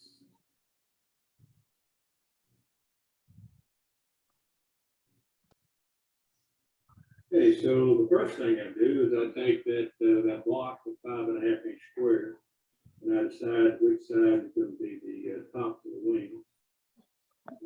Like this one here, these corners are rounded a little more than these are square.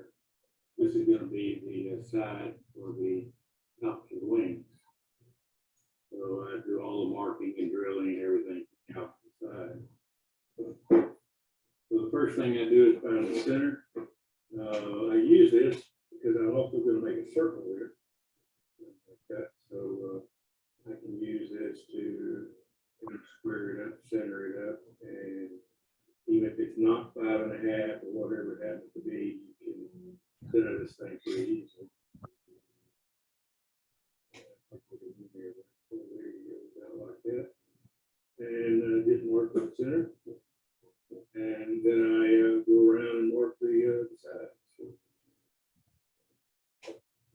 And I'm going to cut these little wings off in that.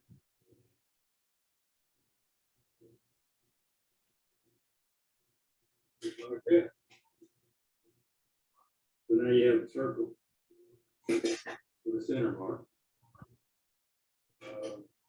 And you want to line it, and because you want the wings to go in the same direction as the grain. You line this up on your center mark, draw a line across there. It doesn't have to be perfect, but the closer it is, the better. So what I'm going to do is to draw a drill 2 1 5/8 holes. You see that they are 1 5/8 holes, one here and one here. And then come back and drill a pennant for my chuck, or a mortise for my chuck, with a 2 1/8 deals for a 50mm chuck.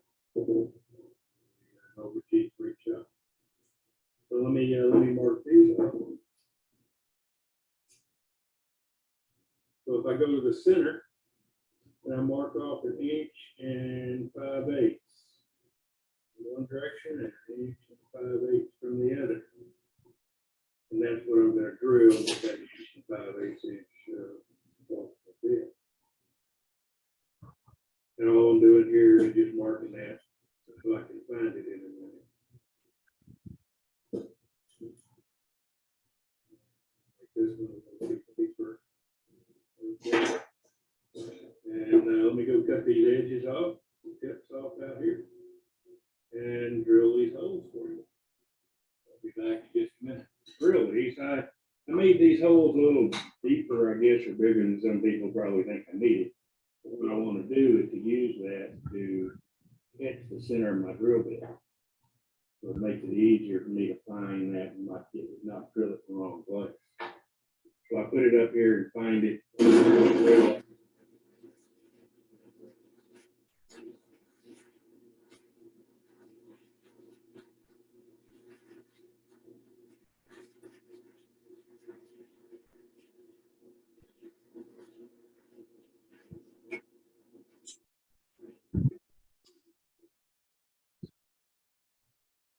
And I don't want to drill all the way through, because if I do, it breaks out the back side, you know, when you punch through these things.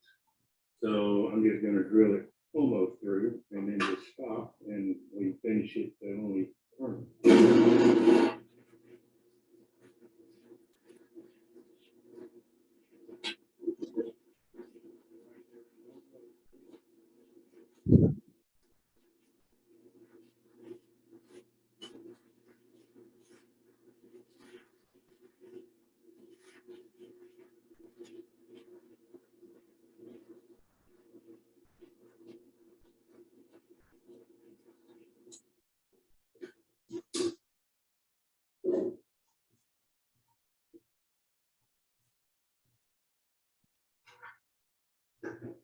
Change the bits here. And we'll go to that 2 1/8 bit.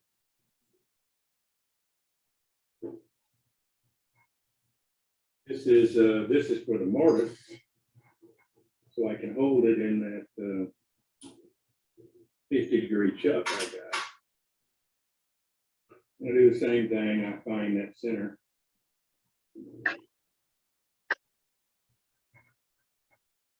Point to drop in the hole.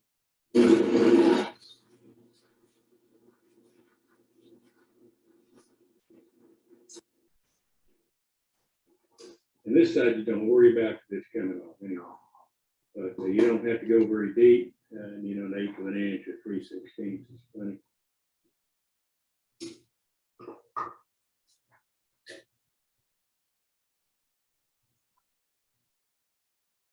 Okay, let's quit the chuck and turn it on.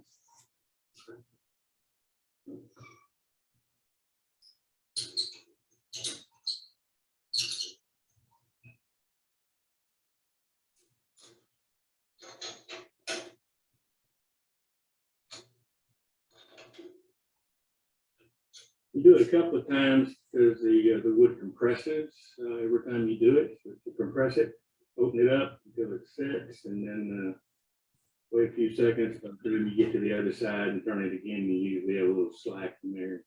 Tighten it up again. And I use the tailstock for support. And it doesn't take a whole lot. But the handle here, I got to move that. Let's see here. Let's bring this back up.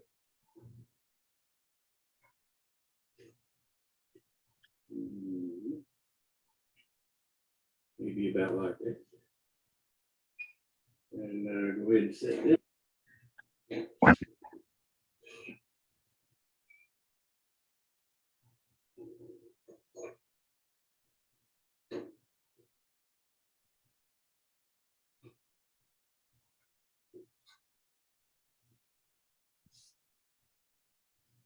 Okay, about ready to go. Make sure my camera's still going. It is.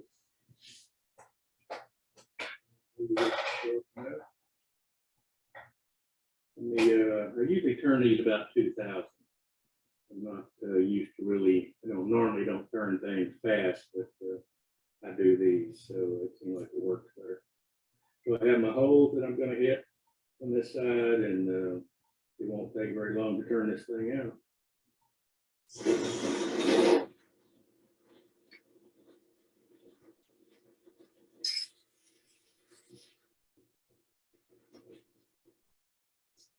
Did forget one thing, I got to have a face shield on.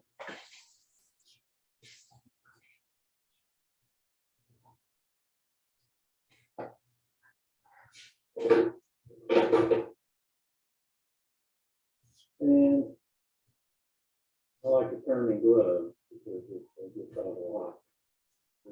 Put gloves on. I know people are afraid of gloves, but just don't get close to the wood, and the leather doesn't grab like the cloth glove does. So I think it'll be fine.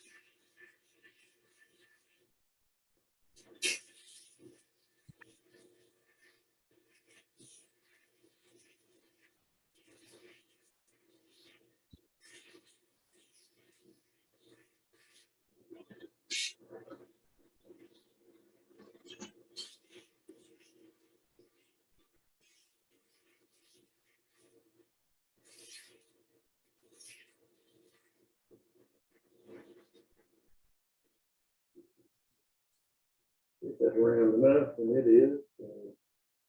Got a little bit here, but I think all that'll stand out. So let me sand this a little bit, and then we'll go again.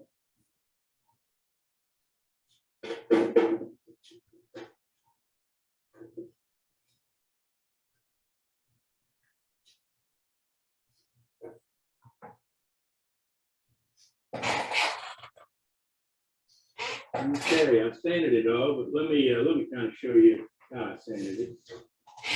Everybody probably knows, but anyway, I take these little sanding pads here, from Home Depot or Harbor Freight or anywhere, and you can see this one's pretty wore out, but I don't really use it for much other than a backing pad.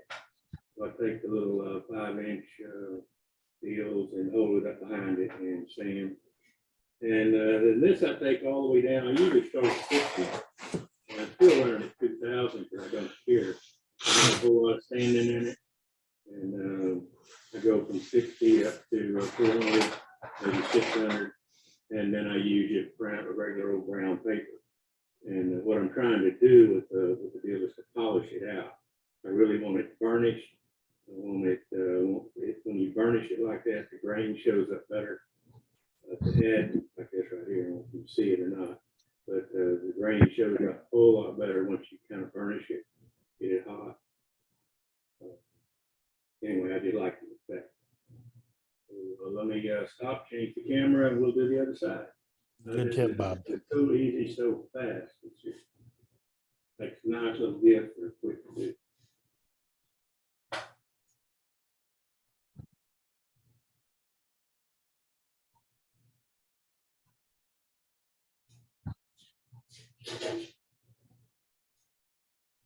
Okay, you can see on this side where I've got a little chip out here. Again, it doesn't matter. I can take it down past that. If you had blown through here with those holes, you would have a lot of chip out up here at the top where these holes are real thin. And it would definitely punch through and chip it out. So, like I said before, I don't like to go all the way through because I can go back and cut it right now and don't have to worry about it. This is not real tight up against it. It can be a little tighter. Basically, it's just sitting there. I just don't want to flip out of there too easy. So let me turn this on, and we're still at 2,000. The stand-in was at 2,000. And now, all right, I got it back on again.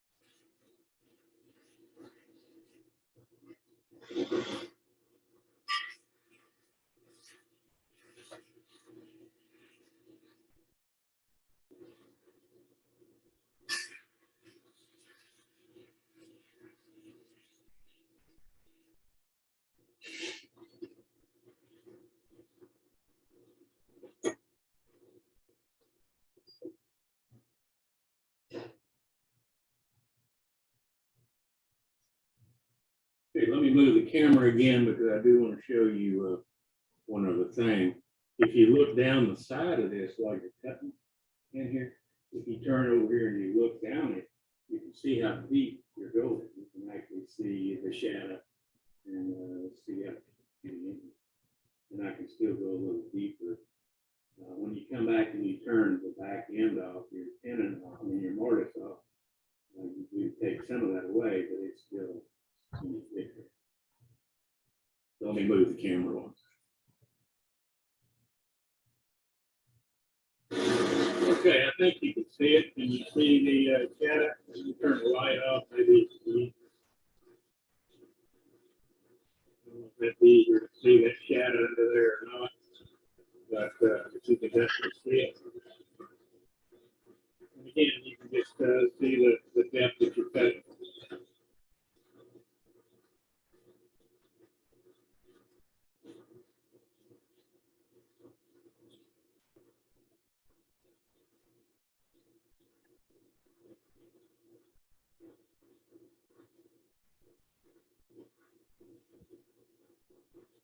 I'm gonna take it in a little further. Go right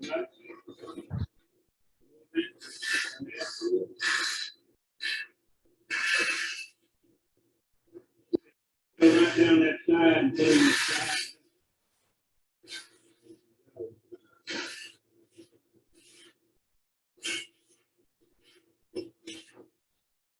Then I get back to the center, and then I just want to take it out. If I get around this camera. Don't miss another great night of high school football with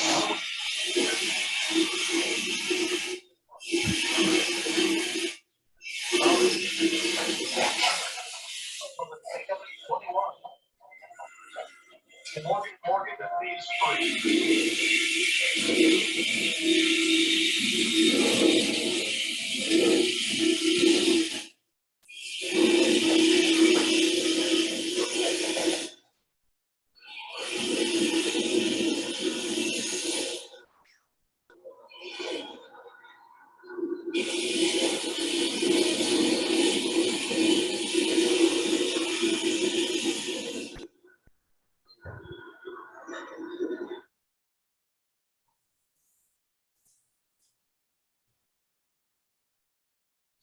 You know, once I get the thin cut about the right size, then I come back and actually size it with a wrench, a open end wrench. And you can grind this tip down, the short side down a little bit. And just ease it in and get it the right size. So it's 5/8.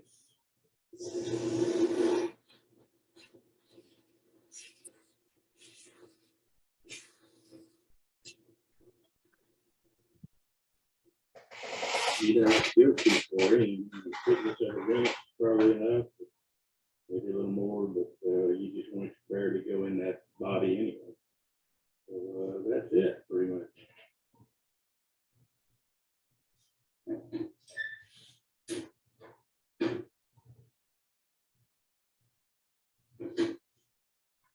Still have my chip out here.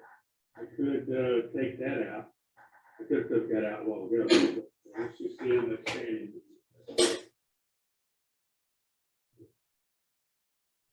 And to sand it, I use these little things that Dean had come up with, or somebody, but I saw it at Dean's website. And they're these little sanding pads made out of jump packing material with some 2-inch Velcro that's sticky. So it just glues on here. And then all you do is wrap it around here and sand on it.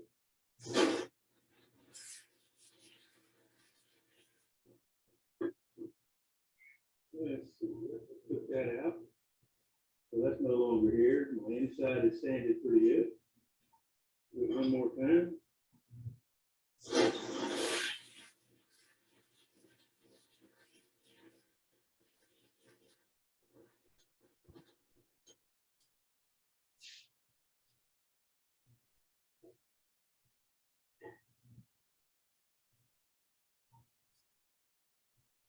And then it's just going through the grits like before. Okay, before I change the jaws out, I'm going to go ahead and turn that base plate. Again, this was a 2-inch, it was an 1.5 inch stock out of that 2x6, and I just made a 2-inch square so it would fit in my jaws. If you don't, I did this on a bandsaw. So if you don't do it exactly right on the bandsaw, when you put it in here, just make sure that this jaw and this jaw are touching. So when you tighten it down and it's cutting, it can't go any further. And then it'll stop it. It won't have any chance to move. So let me do that real quick, and we get started again. Before I get started, again, it's at 2000, and I like this little tool. This was something that Mark Soleil had. You see it or not? But Mark Soleil had uses, and I like it. This one here is a 1/2 inch spindle gouge, Robert Sorby, I think. Yep, Sorby 1/2 inch spindle gouge. You grind the back off. If you watch Mark Soleil's YouTube videos, he shows you how to do this, and if you call him, he'll even walk you through it. He'll do a FaceTime and walk you through doing that. but you basically you grind the back side of this thing off on a grinder, and then the part that you sharpen is only this last little 16, 1/32 tip right here at the top. You're doing like this against the against your shortening wheel, your grinding wheel. So let me do this. Let me try.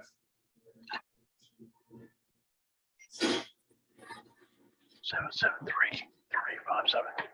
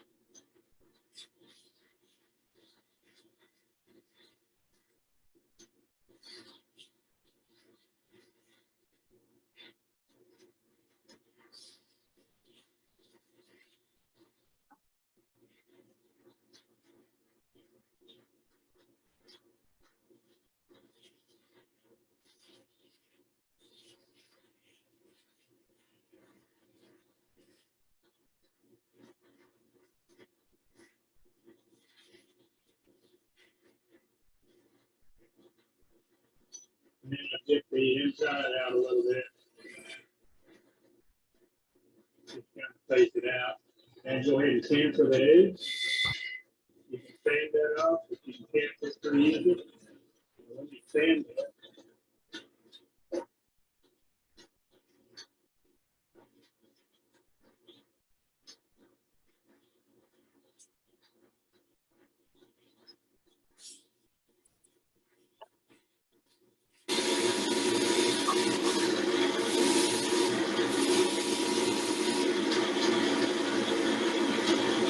I don't get too carried away with sanding. I'm going to bust this thing out, and the little base is pretty small, so I don't think it matters too much. So about a 220 is about as smooth as I get it.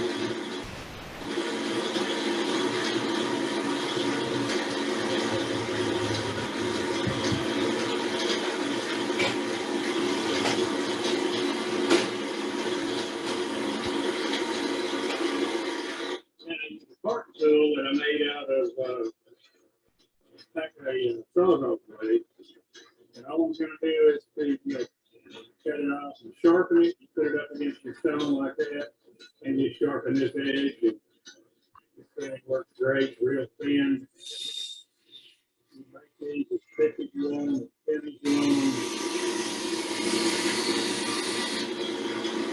And then pop it right off, and all this just stands away. Anything you have here, and then you start again with the next one, you do the same thing.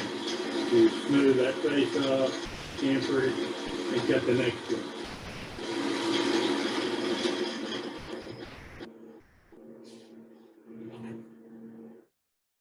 Okay, I changed my jaws out from 50 millimeters to 10 jaws. And turn this thing around, and I'm holding it by that 5/8 inch tenon that I made. This is kind of delicate, you know, it's kind of flimsy. Sometimes the wood is soft, sometimes you break this tenon off. Back on with a little super glue, little 3408, about the only thing I ever use anymore. But to glue it back on with super glue and let it set and harden up and turn it again. And it never breaks the second time. It's always the first time it has a little fault. But you are delicate about this. You want to take a little bit of time off and cut this down. When you put pressure back on the tailstock to pull that live center in, don't press real hard. You just make the hole doesn't bother me, so I don't turn it all the way out. Sometimes I do. You don't have to. I've got enough stock here to where I could do that.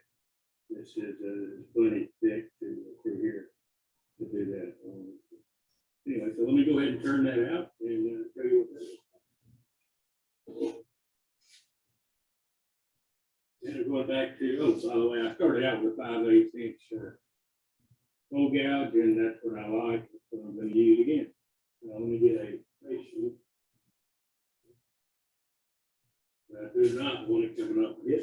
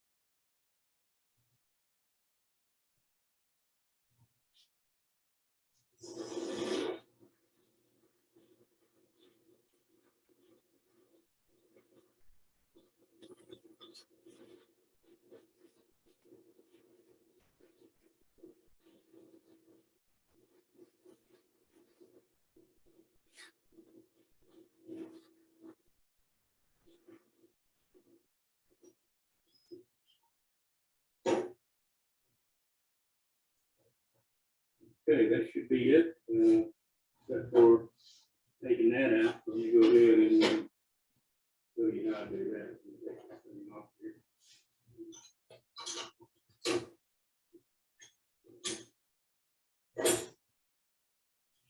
And I do have a little nub, which you could have cut out, but I don't care. I'm going to come back and grind it out and then sand that again. And so you'll never see it. And that's it, except for taking these out. So let me remove it.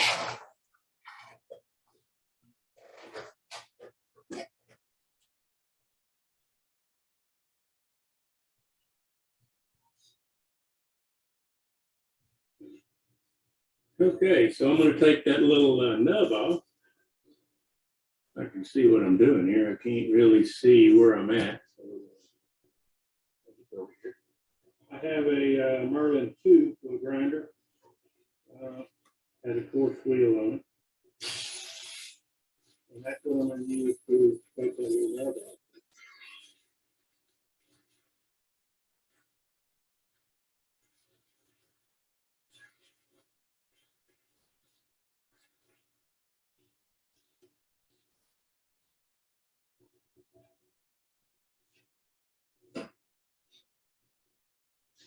Okay, and then the next thing I want to do, okay, I want to sand that nut down a little bit. So it's still a little rough.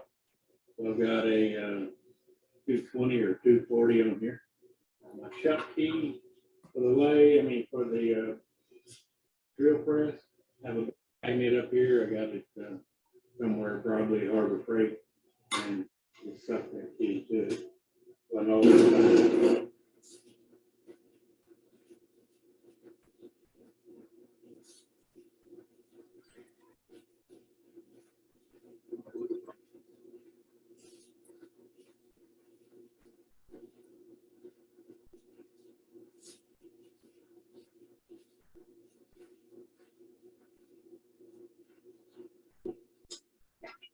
let me change the grits. That was a 200. Let me go to 320.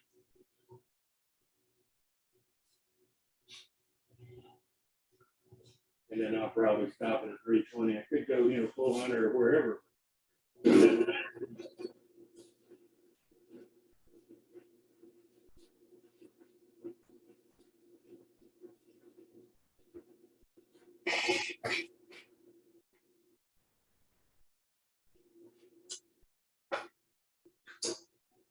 Yeah, I did get most of that little divot out, but I'm not worried about it. Nobody's going to see it anyway. Only a wood turner or somebody does stuff and would not look at it. So, yeah, there's a divot. Okay, now we're going to cut these. Let me do that.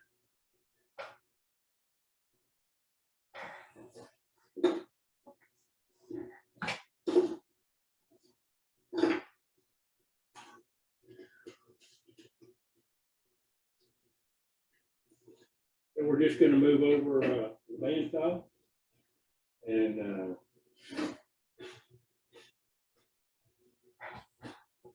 clean it up a little bit. Move over to the bandsaw, and we're going to cut just cut these out a little bit. You don't want them straight up and down, or I don't like them straight up and down, because I really want it to kind of curve a little bit. But you don't want this too close together, because it's too hard to center it around the head or the body. So you want a little separation here, so that any the discrepancy you have doesn't show up. You don't really see it. The other thing is when you're doing this, these wobble. See how it walks like this? Mainly because this thing is sticking too high. But all you do is turn it down, pick this bottom up, force it down, and I make the first cut so it doesn't try to cut everything at once. Turn it over an angle.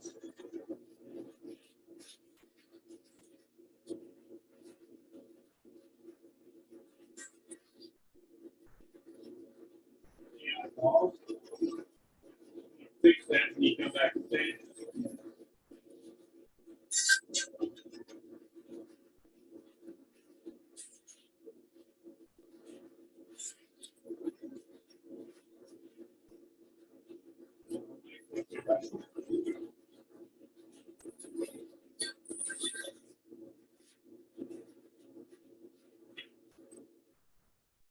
Okay, now I want to sand it again.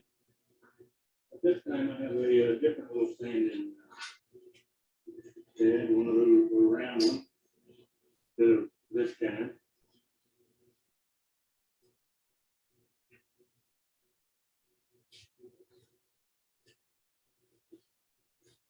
And then reposition it so I can see it, sand it.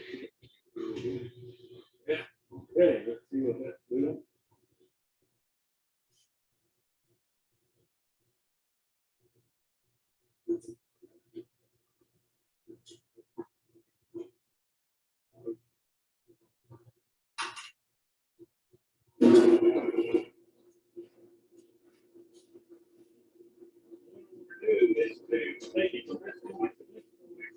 Kind of round it off, sticking out.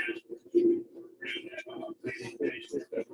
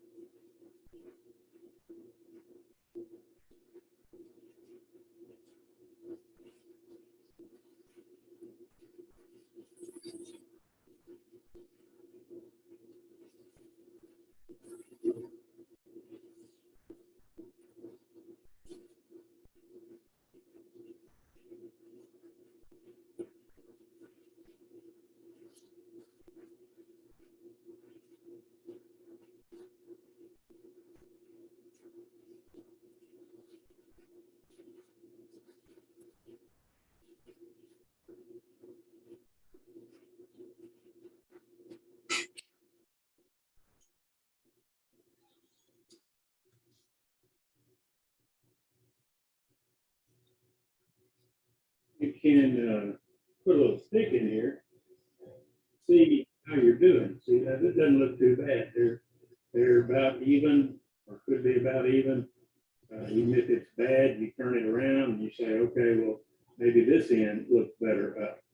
And it's not, you don't see the gap so bad. But anyway, that's how you kind of gauge it and get it in the center. This part right here, sometimes when you come back with CA glue on them and buff them out, but sometimes it swells the grain and these get bigger than the 5/8 that it's supposed to be. I use a plug cutter to come back and straighten these out. But I'll show you that.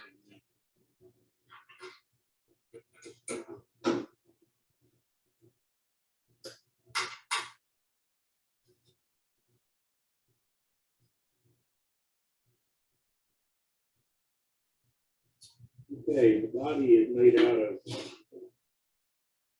1.5 by 1.5 fine, same 2 by 6 that I had before. And I just need to find the center. I'm not sure, I think that might have been Dean again, but I really like it. Or it might have been somebody else. This is too simple. You know, I use different ways to find it. Center finders. You see how simple that is? You just go between whatever lines are here, and that's the center. No matter if you get this in, or I mean, not the same size or whatever, you know, it's on the center. This little thing is just scrap wood with a hole in it, and something to tighten it up, a bolt here to tighten it up. And that thing works great. So we put some holes in the end of this.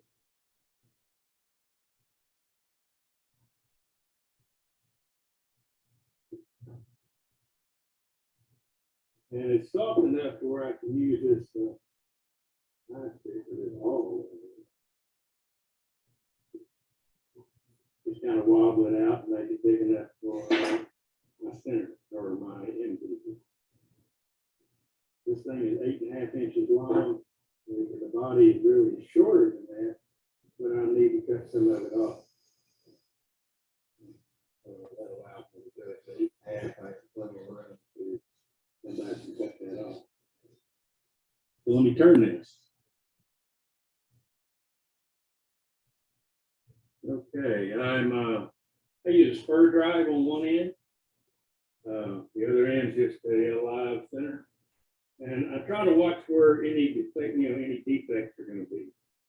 This one here looks like there is a limb going through here. I don't think it's going to matter. It might still show, but I don't really care.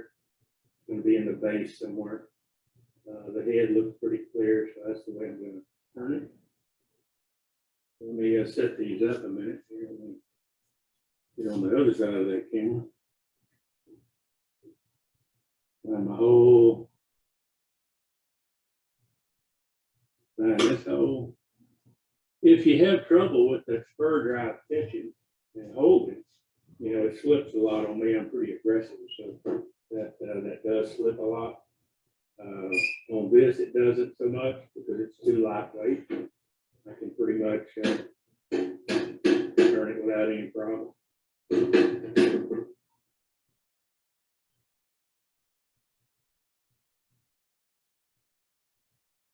Again, I'm going to turn it to 2000. And right now, all I want to do is just kind of get it round. I'm back to this spur. If the spur is slipping, I just use the bandsaw to cut an X in here on the bottom. One direction, flip it the other way, cut it again with the it doesn't have to go deep, 1/8 of an inch, anything for the tips to go in.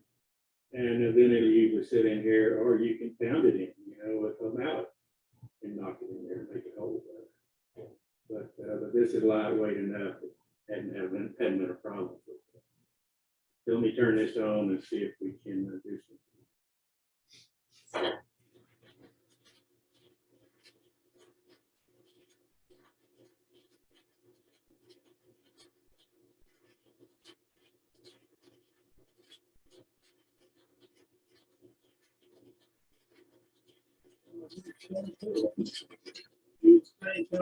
Last time.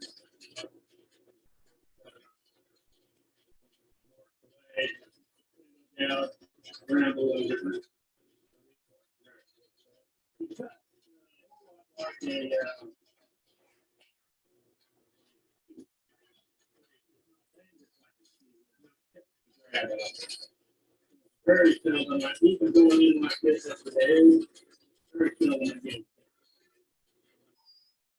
I do have a story stick. I like to use story sticks. So that's basically what this is.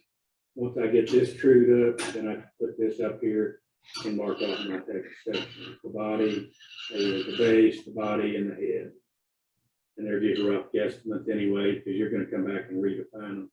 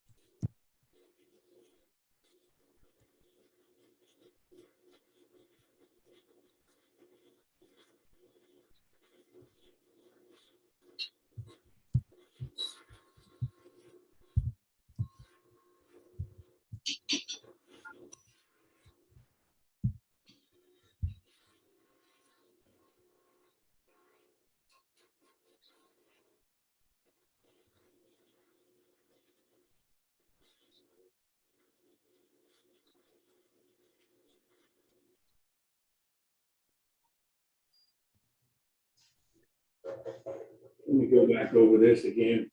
My pattern is really 3.5, 2 inches, and then 1 inch and a quarter. Depending on how long you think this needs to be. So it was 3.5, 2, and an inch and an eighth, inch and a quarter. And there's plenty of room down here if you screw up like that right there to pop some of that off. But a lot of that's gonna, like I said, it's going to come out, stand out of it, or even be cut out here.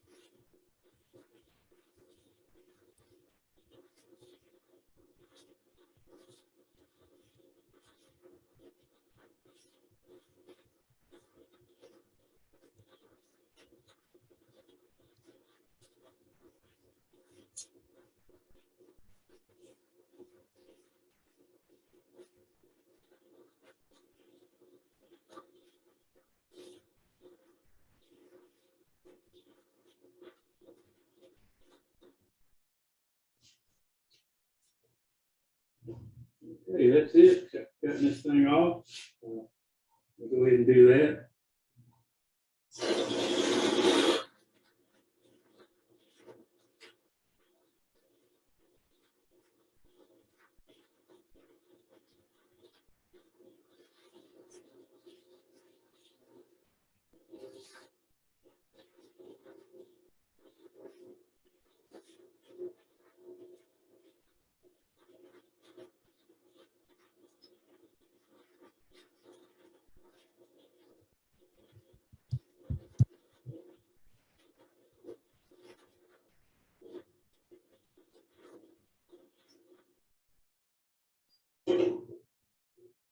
See, the knot didn't hurt anything. You don't care.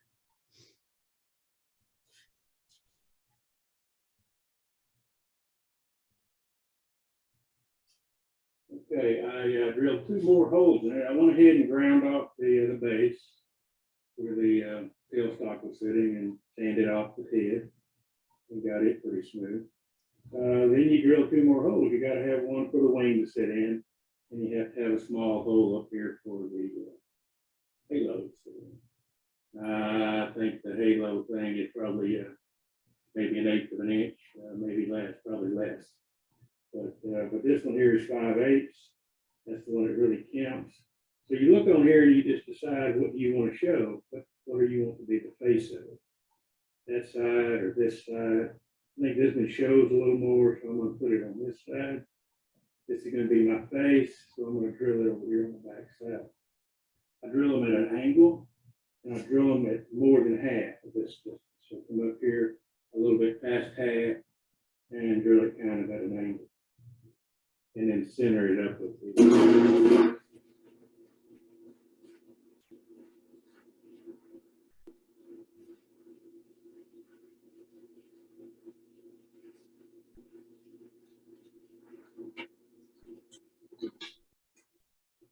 and it doesn't have to be too much. It's even off on this one. Doesn't matter because you're going to be able to position that wing where you want it in. Now I just need one more hole in here. So let me do that real quick. Now I think I can tell you what size hole that is. You just want it smaller than your halo and the wire you're using for the halo.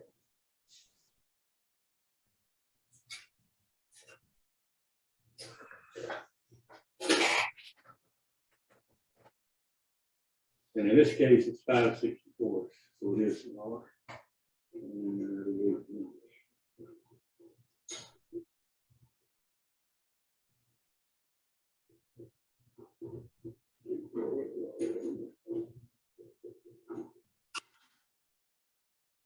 And you just want it on the back of the head so you get it in line with this one. You don't want it straight in. You want it kind of at an angle and not in the top of the head or the side, just put the angle in there. So that's what I just try to do.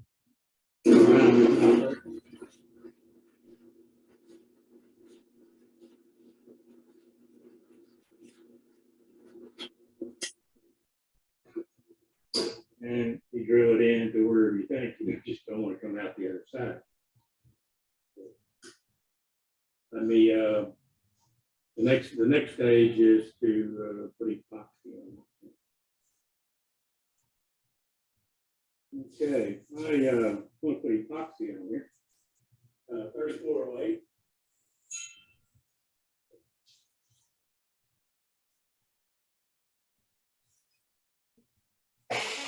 Epoxy, anyway, Corfex 3408. I got to where that's about all I use. I use that, and I use that Krylon Crystal Clear on stuff that I want a heavy coat on. But most of the things is this, and just buff it out. The gloves I use, the Pro Grade hybrid gloves. They're from Amazon. I've forgotten what they were. They were, I think, about $7 a box for 200, and the CA will not stick to it. They'll bleed through it at the seams. It's not the CA is too thin to stop it.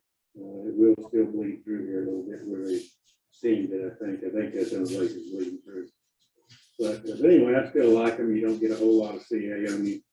And since it's inside the glove, it doesn't set up as fast as the outside. On these, I really don't use the paper towel a lot, other than just wipe it off. It's easier for me just to kind of squirt it on and rub it around.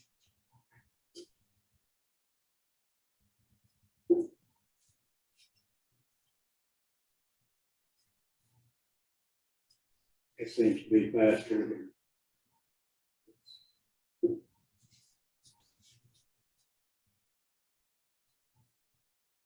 anything else.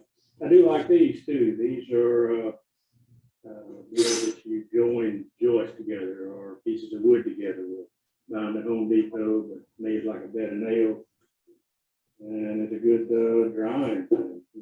Just puts here and dries. And little points stick up like needles.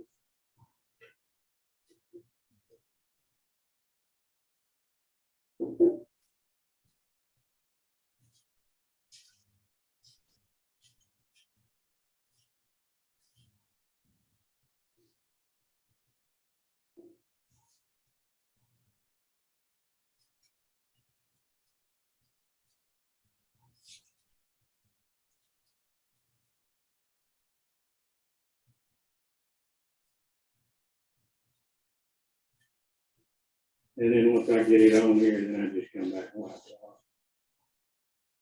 You don't want it to set up. You don't want it to be a thick coat on here because it's too hard to come off.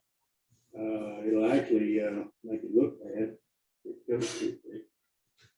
And I come back later, you know, if it's beginning, if I got it too thick and it looks bad, making clumps or something, well, I'll come back and sand all that. Lightly sand it and sand those spots out of it. Just like that, and set it up, and then we'll buff it as that gets dry. See, I did get a little bit. You can feel it, but you can't see it.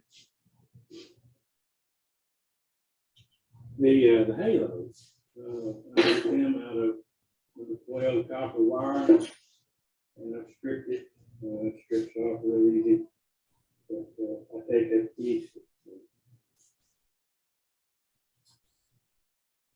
3.5 inch piece.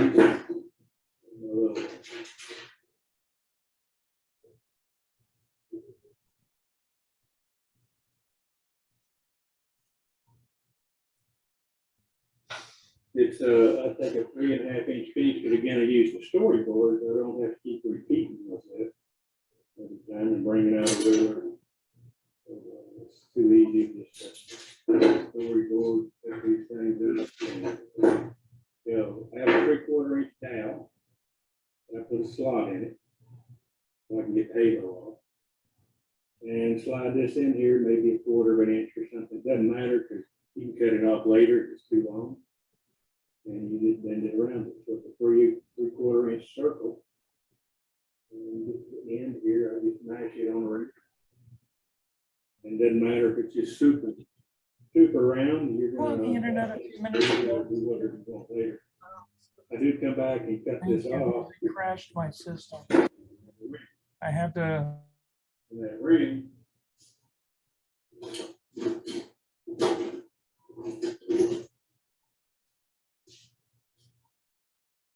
screen, you can come back and bend that little tab down like that to hold the halo.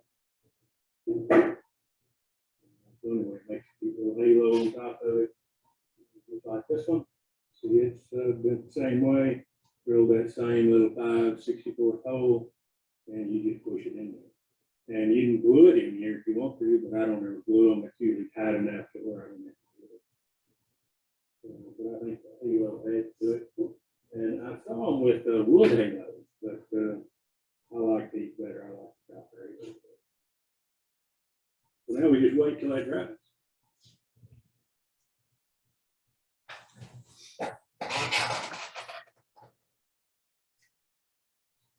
You know, when you put Sparfex on, it kind of swells the grain up a little bit.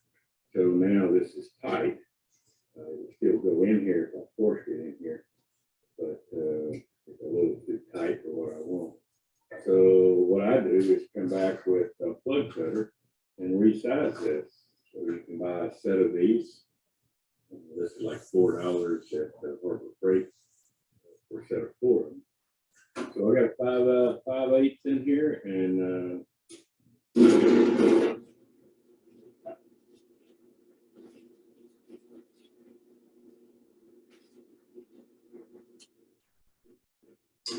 now he's 5/8 again.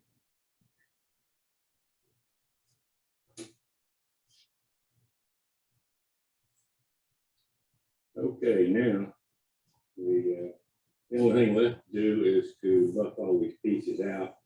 I have Parfex on them, and I just need to buff them out of here.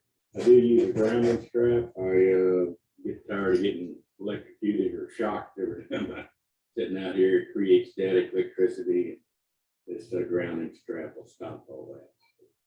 Let me just kind of start it and show you a little bit. I buff it first with Vonex. I didn't have it on here anymore, but Vonex, it's a plastic buffing compound. And then I come back and this is with a flat diamond wheel. And then I come back with the wax wheel and buff it out again with the wax and make them pretty. Anyway, let me start that for a little bit and we'll just stop.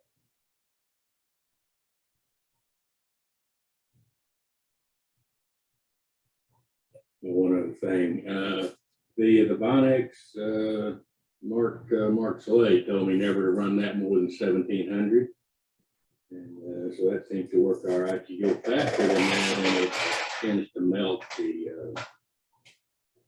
CA glue, and you get streaks or spots. And the same thing with the wax. You know, Mark said to never go over 1,000 with the wax glue. It's the same principle. You don't want to go too fast. You just want to buff it. So let me get started here, and I'll show you what this is.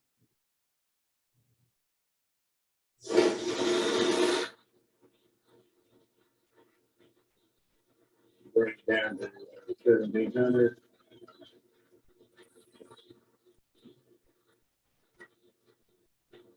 Use face shield just so it doesn't go all over me.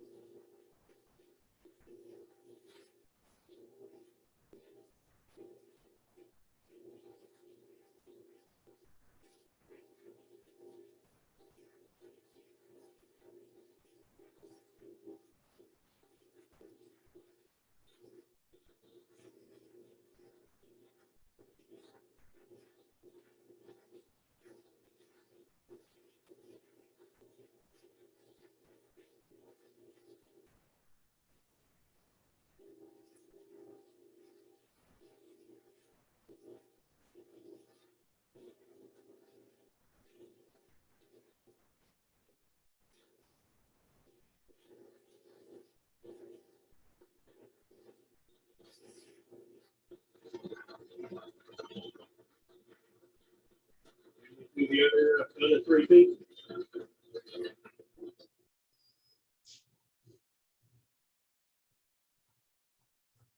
Okay, the only thing left now is a little assembly.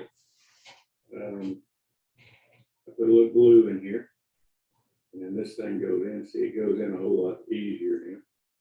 And I can line it up where it fits. If I can show you all that. But you kind of line it up where it's kind of even on the ends, so whatever looks good.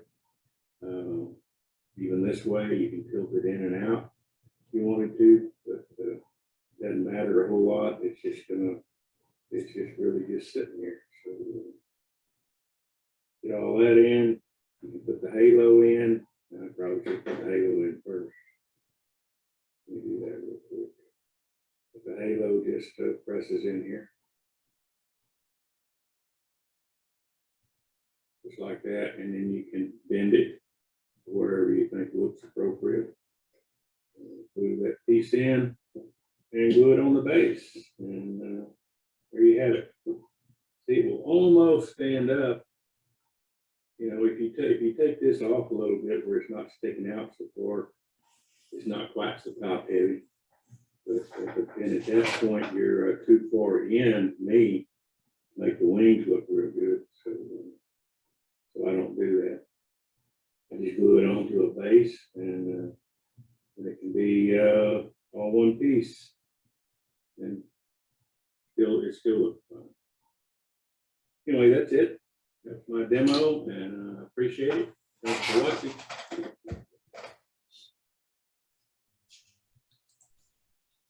Thank you, Bob. That was very good. I really appreciate it. There's a lot that goes into that little project.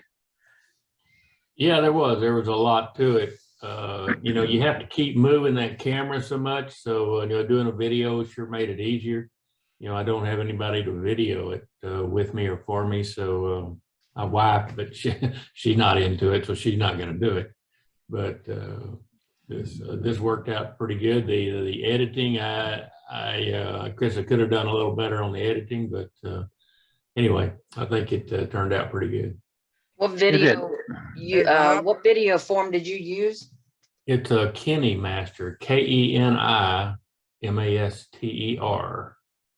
and it only works on the Android. I mean, you know, the cell phones. You can't put it on your PC unless you buy some type of a converter that, you know, runs and you know, those type Android programs on your Windows PC.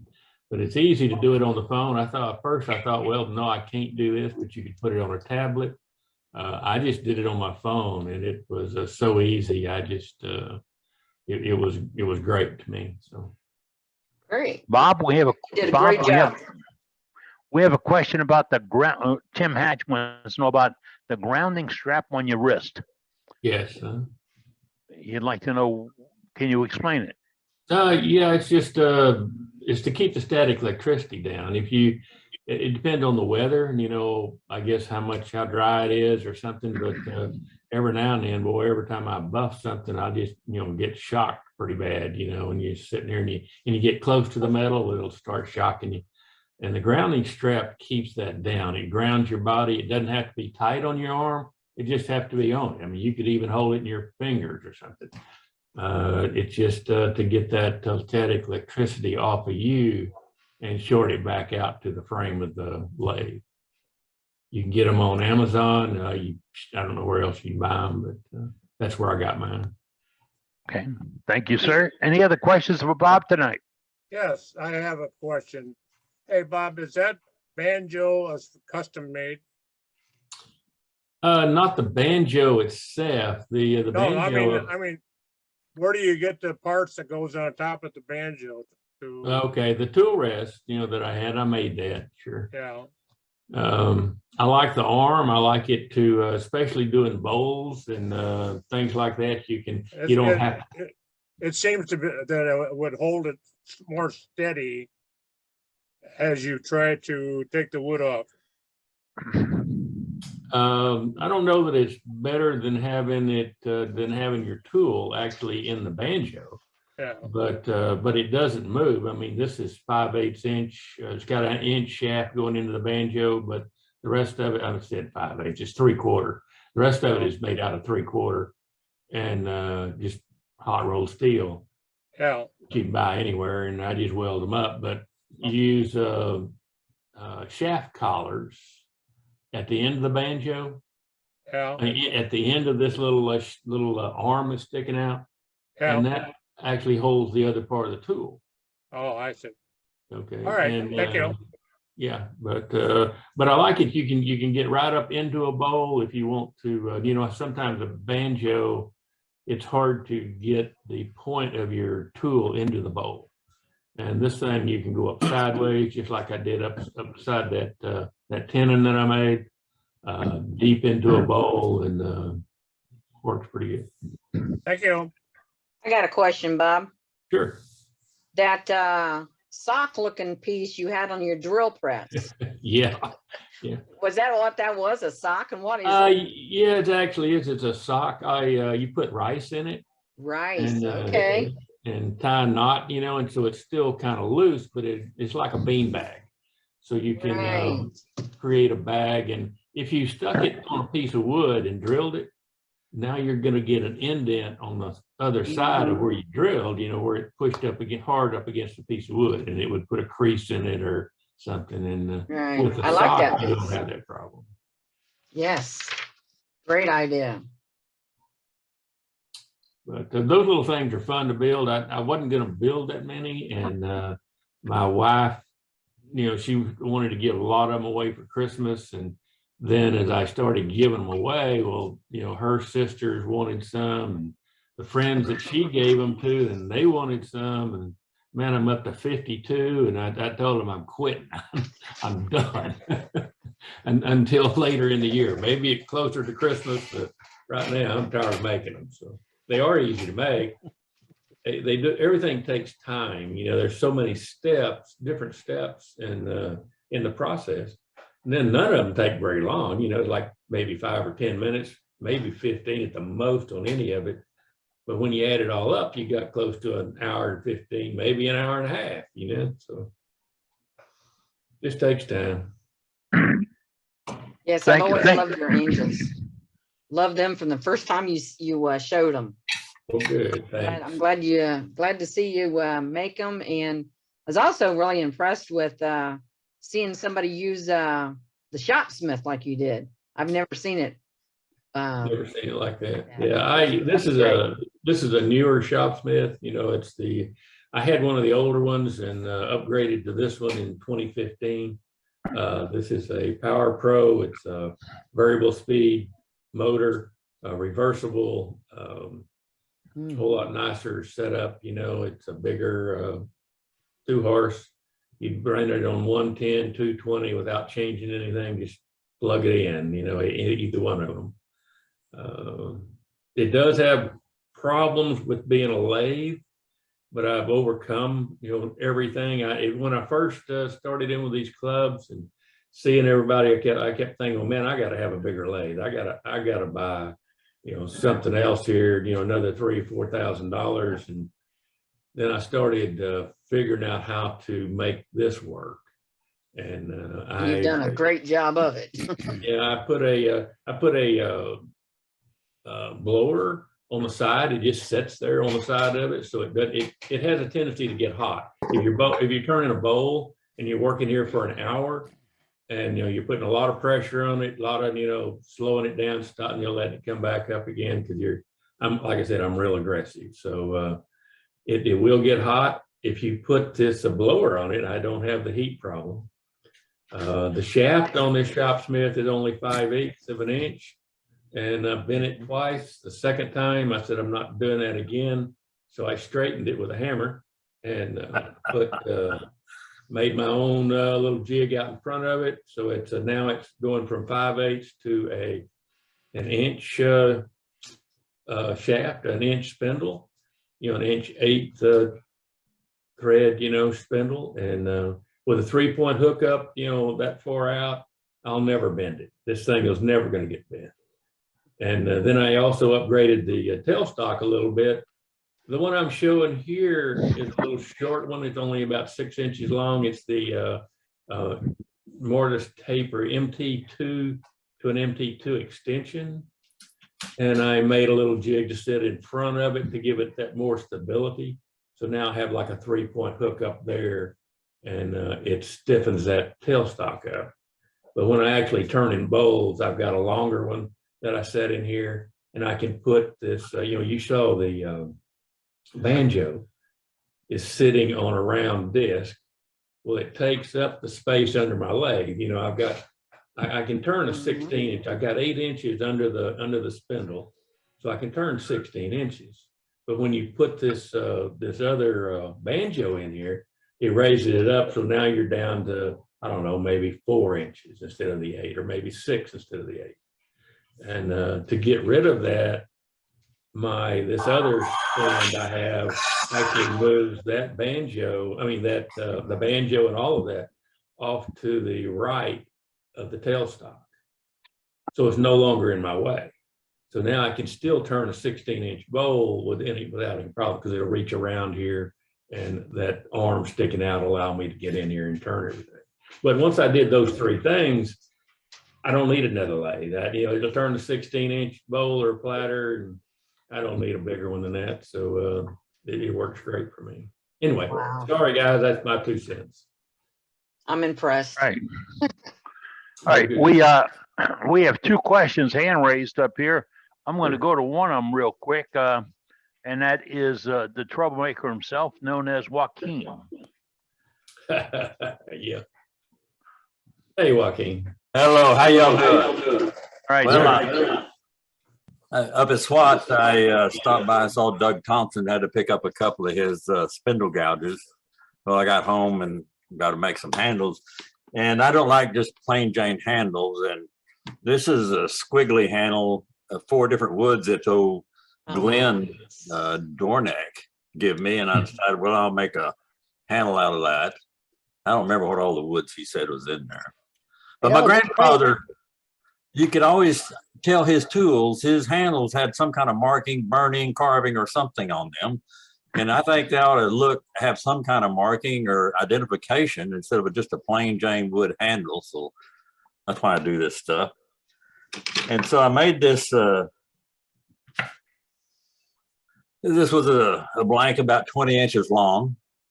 It's mesquite and ash for this 3/8 inch detail spindle gouge. And I like it short. It's a little bit longer than what I really like for a detailed spindle gouge. So this is about 20 inches long, so I was able to get 2 of them out of it and put mesquite butt on it.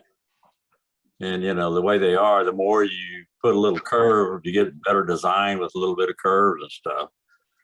But I had a piece left over, and I thought to myself, I wonder what Bob Moffett would do with this piece left over. What would Bob do? What do you think Bob would do? Birdhouse it. Yeah. Cool. Beautiful. Beautiful. I like it. They even got very pretty, very nice. Yeah, I like that was inspired by you, Bob. That's really nice. Okay. Yeah, you had us stumped there for just a little bit, Joaquin. The what? I said you had us stumped there for just a little bit. What you did? Yeah. Yeah, right. Perfect, perfect. Oh, Yeah. that's beautiful. But Thank you, anyway, Joaquin. you bet. Great. All right. And we just kid about Bob Moffett. We do. That's why we call him Birdhouse Bob. Tommy Schultz had his hand up. Tommy, what can I help you out with, sir? Tommy, we don't hear you. He's Tommy, mute. you had. He's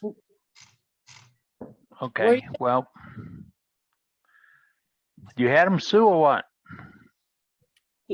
well, I did, but he's not there. All right. Well, Tommy, let us know if you want to chat again. Just put it in the chat and we'll get to you. It's about 26 or 27 minutes after the top of the hour. We got a little time to go tonight, and we're still looking at some gallery items. If you have one, we'd like to know about it and see it. Put it in the chat and say, I have something to show, or I have one, or whatever, and we'll get to you. Sue did a little safety program for us tonight on the grinders. And I came from a cabinet making background. I went to a cabinet making school, one of the best trade schools in the area. In the ringing, the stone was something that we had to learn early. And that was because if you drop the stone on the table, get this, if you drop the stone on the table flat, you could fracture it. If you drop the stone on a table and there's something underneath the stone, you could fracture it.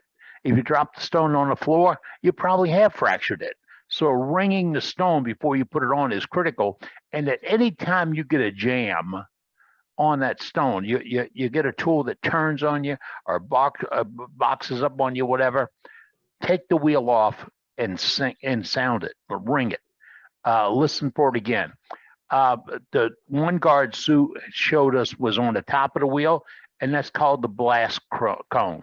That's so if the wheel fractures, a big chunk of it can't get out to come get you. Oh, it'll come out, and when it comes out to get you, it's going to hit you right here. But that's the blast shield. That'll help.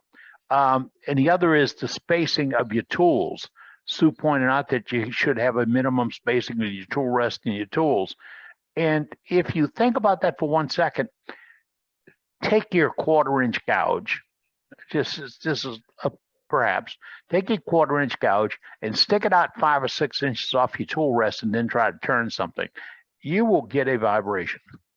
When you do just this much on a grinding wheel, which is removing metal, which is biting into the metal, when you just have this much and you let it have that much leverage, it will roll the tool up on you. It'll be harder for you to control it to get a good even edge. And remember, anytime it rolls up, it changes the bevel or the curve on that tool. So if you don't have complete control, you're not going to really get a good sharp edge, or you have to work at it. A couple of notes on our safety thing tonight. And we do have an events calendar on our website. If you have to advertise or show something, I think Scott Hampton's throwing something up tonight that he's got an event coming up on the September 24th, celebrating the second anniversary of doing live demos, IRDs. And if you want to tune in, the information is on our chat tonight. Save the chat, but it'll also be on our events calendar. If you give us that much information, Dave Rose can put it on the events calendar. And that's how it's got to get there. And it's wide open for everybody and anything dealing with wood turning all the way through. Chat is wide open for that. All right. I think we have a couple of people up for a gallery tonight. Brenda's handling our gallery call-ups. Brendan, Sue, who we have up? Well, Tommy Schultz is back on. Well, actually, he sent me a message and said he accidentally raised his hand and didn't realize it. So he don't have anything. All right, put your hand down. So then we're going to go to Doug Rowe. Doug Rowe or Doug Miller? Doug Rowe. No. Doug Rowe? I've heard of that before. Professor Rowe. Okay, I'm sorry. Yeah, there he is. Hey. Look how much Hey, he's got hair. It's growing. Boy, There. Not he's man getting close to bumper. getting a man bum. There. Yeah. So, okay, weird thing happened in class today. One of my students comes up and says, Mr. Rowe, I saw you on YouTube. I said, where did you see me on YouTube? You were doing something with colored pencils in a Pringles can. I said, you must have been Wood Turner's video. How'd you find that? Anyway, so some 7th grade social studies student is out there watching our Worldwide Wood Turner videos. I thought it was pretty cool. Okay, the bowl I have to show. It is a good news, bad news bug bowl. The bad news I was not able to do a very good job on the inside, finishing it and or sanding it. That's the bad news. The good news is I do still have all 10 fingers. So. And no Band-Aids. Wow. My. Nice. Maybe it's just textured on the inside. Yeah. That's what we'll go with. I like that. It's just texture. That's cool. So, You know, sandblasting covers up a lot of screw ups. I did start this bowl live on Facebook. I did not finish it live on Facebook, but there was a point where I stopped. So many bugs, termites, whatever they were, still in there, coming out, still alive. That was disgusting. Gave them a bath in denatured alcohol, and then they stopped swimming after a little while. Drunk? It still looks pretty cool, Doug. Yes, Now, that that's does real look cool. neat. Real Yeah, cool. got a lot more of this wood left, so I'm probably going to do another one and play around with some resin in there. It was strange because some portions were super dry, and then other portions was really just bug juice getting on me. It was the actual wood was still wet. So just the way this tree died must have been really interesting. I didn't cut it down. Somebody gave me the wood after it was cut down. You know, But- you could put that in the microwave and then have a snack. That's true. That's true. I could. Yeah, that's right. You'll be really glad you're wearing a Have those face bugs shield. for supper. Hey, you'll be really glad you're wearing a face shield when you hit those grubs. Let me tell you. Yeah. Hey, Doug, Yeah. Doug, Billy Bird's with us. If you need help with resin, Billy's the guy to talk to. And no need to mess up your lathe. You can take it over to Billy's. Oh, gracious. So I've got one question out there, and I'm only asking the question. I'm not trying to start a debate. Christmas is coming. I have to tell the wife what I want for Christmas. I'm thinking it's time to upgrade some of my tools. And I've been looking really hard at the Carter series. They're not cheap. So I'm asking if anybody out there has them, then feel free to send me your opinions. I'm not going to ask what's the best turning tool out there, because we know that's a what's better, Ford or Chevy. And a lot of people are ignorant and they'll say Chevy. So I don't want to get into that debate. Let's keep that on chat then. Right. If you own any Carter and Son bowl gouges, spindle gouges, roughing gouges, and you have an opinion one way or the other, just shoot me a message and let me know what you think, because I haven't purchased them. I'm considering it. Well, I'm considering asking my wife to buy them for me for Christmas. Good. Hey, good All verbiage. right. That worked. Yeah. Thank you, Doug. Great All seeing right. you tonight. Thanks, Doug. All right. Let's see if we can find Roger Wallen. Roger, where you at? Talk to us, Roger. Roger, are you still here? Yeah, I'm here.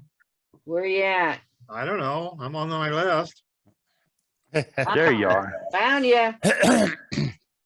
Oh, what's that you got in front of you there? You're muted, Roger. Okay. This is Oh, the piece I turned. It's staved, and I put it in the lathe offset to that is cool. get different looks for it. It worked. That hurts my head, man. That is wicked Great. cool. Yes. So I did this one, and I thought, well, what if I do? Is that hollowed? Yes, it is hollowed. Oh my goodness. Look at that Whoa, one. whoa. Oh, no. Yeah. Oh, Roger, I need photographs of this. Could you send us photographs to worldwidewoodturners Heck at yeah. Probably gmail.com? find some for you, yes. Yeah, But it I is like hollowed. that. That's pretty. That is That pretty is cool. nuts. Actually, I put this in the fair, our little county fair that we have here, and it got third place. Oh my goodness. So, First placer to me. well, I was the only one to put anything in the fair, so I got first, second, third, or 2/3. So Oh, now this is one that I turned. That I did it at the Orange County Fair when I was still living in California. And when I first put it in lathe, everybody says, "Well, it's not centered. You're not. You've got to have it centered." I said, "No, I don't want it centered." yeah. So, And on this one, got to do anything. I got the bottom just about as far as I could go. So, Can you read the paper through it? no, I mean, it's thick enough. Oh, but okay. The piece that I put inside, I almost ran out of the other material. So this one's bigger. This time I did it a little smaller. Man, those So, things are cool. Question, Roger. How What's thick are that? this? Because you're turning that off center, how thick are the staves you're starting with? They're about 2.5 inches. Cool. And then when I glue it together, I put the black veneer in between to sort of help set it off. Mm-hmm. And Sure, helps it. Yeah. I actually cool. showed That's this really nice. in a class that I was helping teach while I was in California. This was part of it. I did this in a segmented class. So It's Pretty beautiful. cool. So you Thank you. just It glued is. up, you glued up, each stave here is actually like 2 pieces. You got a walnut or something and then a 3 maple maybe. on top, or 3 pieces? there are 5 layers. 5 Oh, layers. Okay. Yes. Looks like a good demo to me. It That's does what I was me gonna too. say. Yeah. Can you That do does. a demo? Make a video. You can do that. Yeah. I got part of it on a video. I just have to find what I did with it when we moved. Or just even just the segmented part. Yes, just That's show us how beautiful. you did the segmented part. so 5 Yeah. layers of 3/4 inch material. Is that what you're using? I think it was 1/2 inch thick. Cool. So That's cool. That's very nice. Well, when you find that video, you get a hold of Dane. And, yeah. We want to see it. Yes, we do. Yeah. That is super cool. Beautiful work. Beautiful I love work, that. Roger. Thank you so Thank you. much. Very, very nice. Now, this note to all our co-hosts tonight, y'all slacking off. See, if Dane was here, he'd have him signed up already. You know, y'all slacking off. Where is that guy anyway? He was traveling and he says he's got a problem getting on the internet tonight, but he'll have that fixed by next week. I think he's blaming T-Mobile. And I mean, I've got nothing to say about T-Mobile, good or bad. I'm told if I talk, they'll turn me off. All right. Let's see if we can find Bill Louch. Who's that? Yes, I'm here. Bill, where you at? Keep talking. Hello. Keep there. I see. There he you. is. There he is. What you I got him. tonight? Okay. I've shown some of this wood before. This is a piece. It's actually a burl of Nootka cypress. It's a West Coast tree, quite soft. It's a gorgeous yellow color. And Put it on the other side of you. And Oh, the, that's and the and I left all of the gnarly bits here from the burl. Nice. It's spectacular wood, and I can't bear to throw it away, so I left this as a wing bowl. That is It is gorgeous. pretty. Yeah. Can you put it on over your other shoulder? We can't hardly see all of it. Okay. Nope. No, the other one. There you go. Yeah. Oh my goodness. Wow, that is really nice. Yeah. Yeah, I don't blame you for not wanting to waste any of that. That's just, Yeah. Oh yeah. that's too pretty to throw on the floor. It really is. Yeah. Yes. So Beautiful. that one, and this is a piece of Kentucky coffee tree. Our local wood turning club got a hold of a tree that came down here in our little village, and this tree has it's very good at holding the bark. And so this is a small little, again, sort of semi-wing bowl with bark on both sides. This Oh, one is sweet. actually a little bit spalted. I like that. Very nice. Nice. That's What pretty. kind of wood you say that was? It's Kentucky coffee tree. Okay. They're very, they're quite rare. They don't reproduce easily. The story is that back in the day, the mammoths used to eat the seed pods and scored the seeds so that they would germinate. But since mammoths are a bit scarce these days, the seeds don't reproduce well. They are kind of scared. Apparently, there were a lot of mammoths in Kentucky. That's why where this tree comes from. Anyway, so this is about 6 inches, more or less square. This one is 6 by 4, something like that. And that's what I have for You got on tonight. them. Yeah. Hey, beautiful work, Bob. The Yeah. Bill, thank you so much. Thank you. Really. What kind of finish you put on that? They're both wipe on poly. Very nice. Yeah. Very nice. Maybe 18 coats. Oh.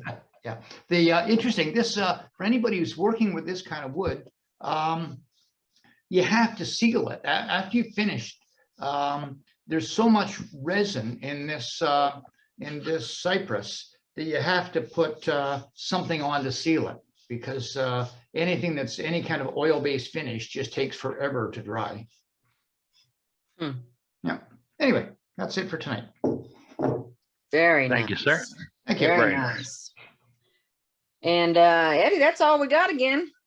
Oh, wow. We got room. We had time for folks if they want to jump on board. Yeah. If you got something to show, put it up in the chat. We'll get to you. Billy Bert, you turn anything this week? I did not turn anything this week. I'm still trying to get my lungs well. Oh. Okay. You sound better. Yeah, I'm feeling better except for this stupid lingering cough. But I'm gonna try to get out to the shop in the next couple of days and see what I can scare up. I think I got a box in mind I want to try. Mhm. Good. All right. Like to see it when you do it, Billy. About Birdhouse Bob, has he made anything? I don't know. Yeah. Where's a bird? Right here. There he is. And they Hey, even got my Bob. video turned on. You won't believe what I made this time. What that? Birdhouse. I made a birdhouse. Ah, yeah. I like it. That's for a bigger bird than normal. Yeah. I love those roofs. We would have never expected Erosion that, maple. Bob, but that's beautiful. I love that roof. Yeah. Yes. I love it, Yes. You know, That roof's sort of fun to do. It sort of blows people's mind when they see it, though. Mhm. And I've got a platter that I did. The huge one, of course. Oh, I like that. Yeah, that is cool. Man. Ambrosia That is maple pretty. with Josanya paint on the rim and then textured. very nice. So what'd you do the texturing with, Bob? Used a 1/4-inch carbon burr. Very nice. Yeah, You can see it better that way, I guess. it looks Yeah. good. It looks good. Mhm. Cool. And then that's the back of it. So Oh, yeah. Yeah, very nice. And texture to the bottom, too. Bob, you still putting black behind the paint? I put black down first, Yeah. and then use the just Josanya paints. Will it show up if you don't do that? I haven't It experimented. doesn't show up as well, no. Okay, you need that dark behind it. Yeah, you okay. need that dark behind it. It can be another color, but it needs to be I've a done very a couple dark color. pieces where I put some of it on there, just on the wood, but it's sort of a washed out color. All right. That's All sort of- right, co-host. What about this? He just told you about using dark paint with that other paint. I mean, did anybody sign him up yet? I mean, here is a perfect demonstration. Come on. You could do cosmic clouds for us, Bob. Yeah, that'd be good. Josanya Well, paint would be sort of hard to demonstrate because you got to put the black down, and then when you When you put it down, Yeah. when it's put it down, you don't see any color to it. It's all white. And then Yeah. as it Takes dries, some it gets time. color. Yeah. How about you That's pick what a it? video is good Do for. a You do it in stages. painting I demo. could do it sometime and do it in stages. Yeah, you do it in stages, Bob. And what I do is I use my air compressor. And it's got a fine tip on it. Yeah. Or it's not real Yeah. fine. It's maybe a quarter, and then just blow it around with that. So you don't Yeah, use the airbrush. You just use your air compressor. You could use your airbrush, but I use a compressor Yeah. too. that's Yeah. one more thing to set up. I got you. The compressor, I just turned the volume down. All right. Thank you, Bob. We're gonna sign you up on that. When Dane comes back, he's got you, bud. He's got you. Okay. All right. All right, let's Thank you, find Bob. Randy Smith. Randy Smith is out there. Yeah, where's We he? saw him earlier. Where is he? Where am I? Oh, there we go. There he is. There he is. I just got this new camera today. And I just got it today, in fact. It thing is tiny. It does 4K, has auto tracking, and I just am playing with it, but at the moment I can't seem to get the auto tracking to work. How does it do with light and color? Does real bright lights wash out the color? Okay, there I'm on the camera now. What'd you say it was? It is an OBS spot. That's Oscar Bravo Sierra Bravo Oscar Tango. What is that in English? That's Chinese. I understood it. If I can get it to do this, let's see if I can get it to do it. Come on. Come on. Lock on me. Nope. It's not going to do it now. I had it working earlier. Of course not when you're trying to show somebody. Yeah. So now that you got this new camera, you're going to do a video for us, right? Demo? Well, I'm trying to figure out how to work it. There is a little application you can use either from, I believe, Android or iPhones or PCs that allow you to control the camera from an app, but and it does have an optical zoom on it, which I was surprised at. Okay. Matt Harbor's already put the link to that camera on our. Oh, look at that. Look at that. That's an actual optical zoom, not a digital zoom? It is, as far as I can see, not a digital zoom. Oh, that's great. That's great. It shows up that you need a shave. Hampton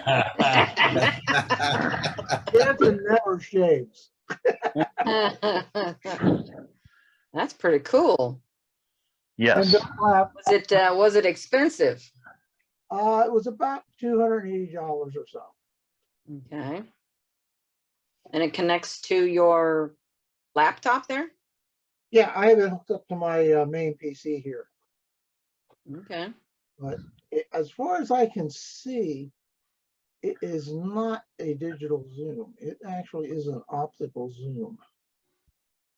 Does it have audio capability with the camera? Yes. All right. The reason I thought about getting it was for our turning club to use as a top-mounted camera that we could control remotely to do zoom. Mm-hmm. Of course.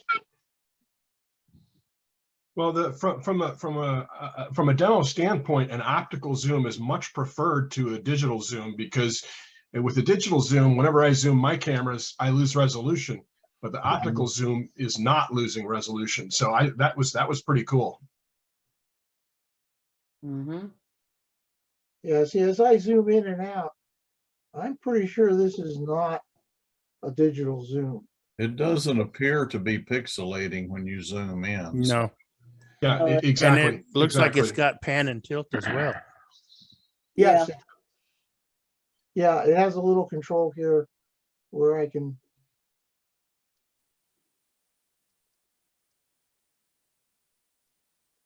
That's That's not nifty. Yeah, it is. That's not a bad price for a PTZ. No. And you got a good use for it. Hanging on an overhead gantry over your demonstrator is really good because we don't get to see that when we're watching from the audience. Yes. And camera placement is key to that type of development, really. Yes, and it will, and I just tested this out. I don't know if it will switch now, but I hope it will. Ah, there it is. You can hang it upside down, and it will switch. automatically flip the phone over. Yeah, my PTZ won't do that.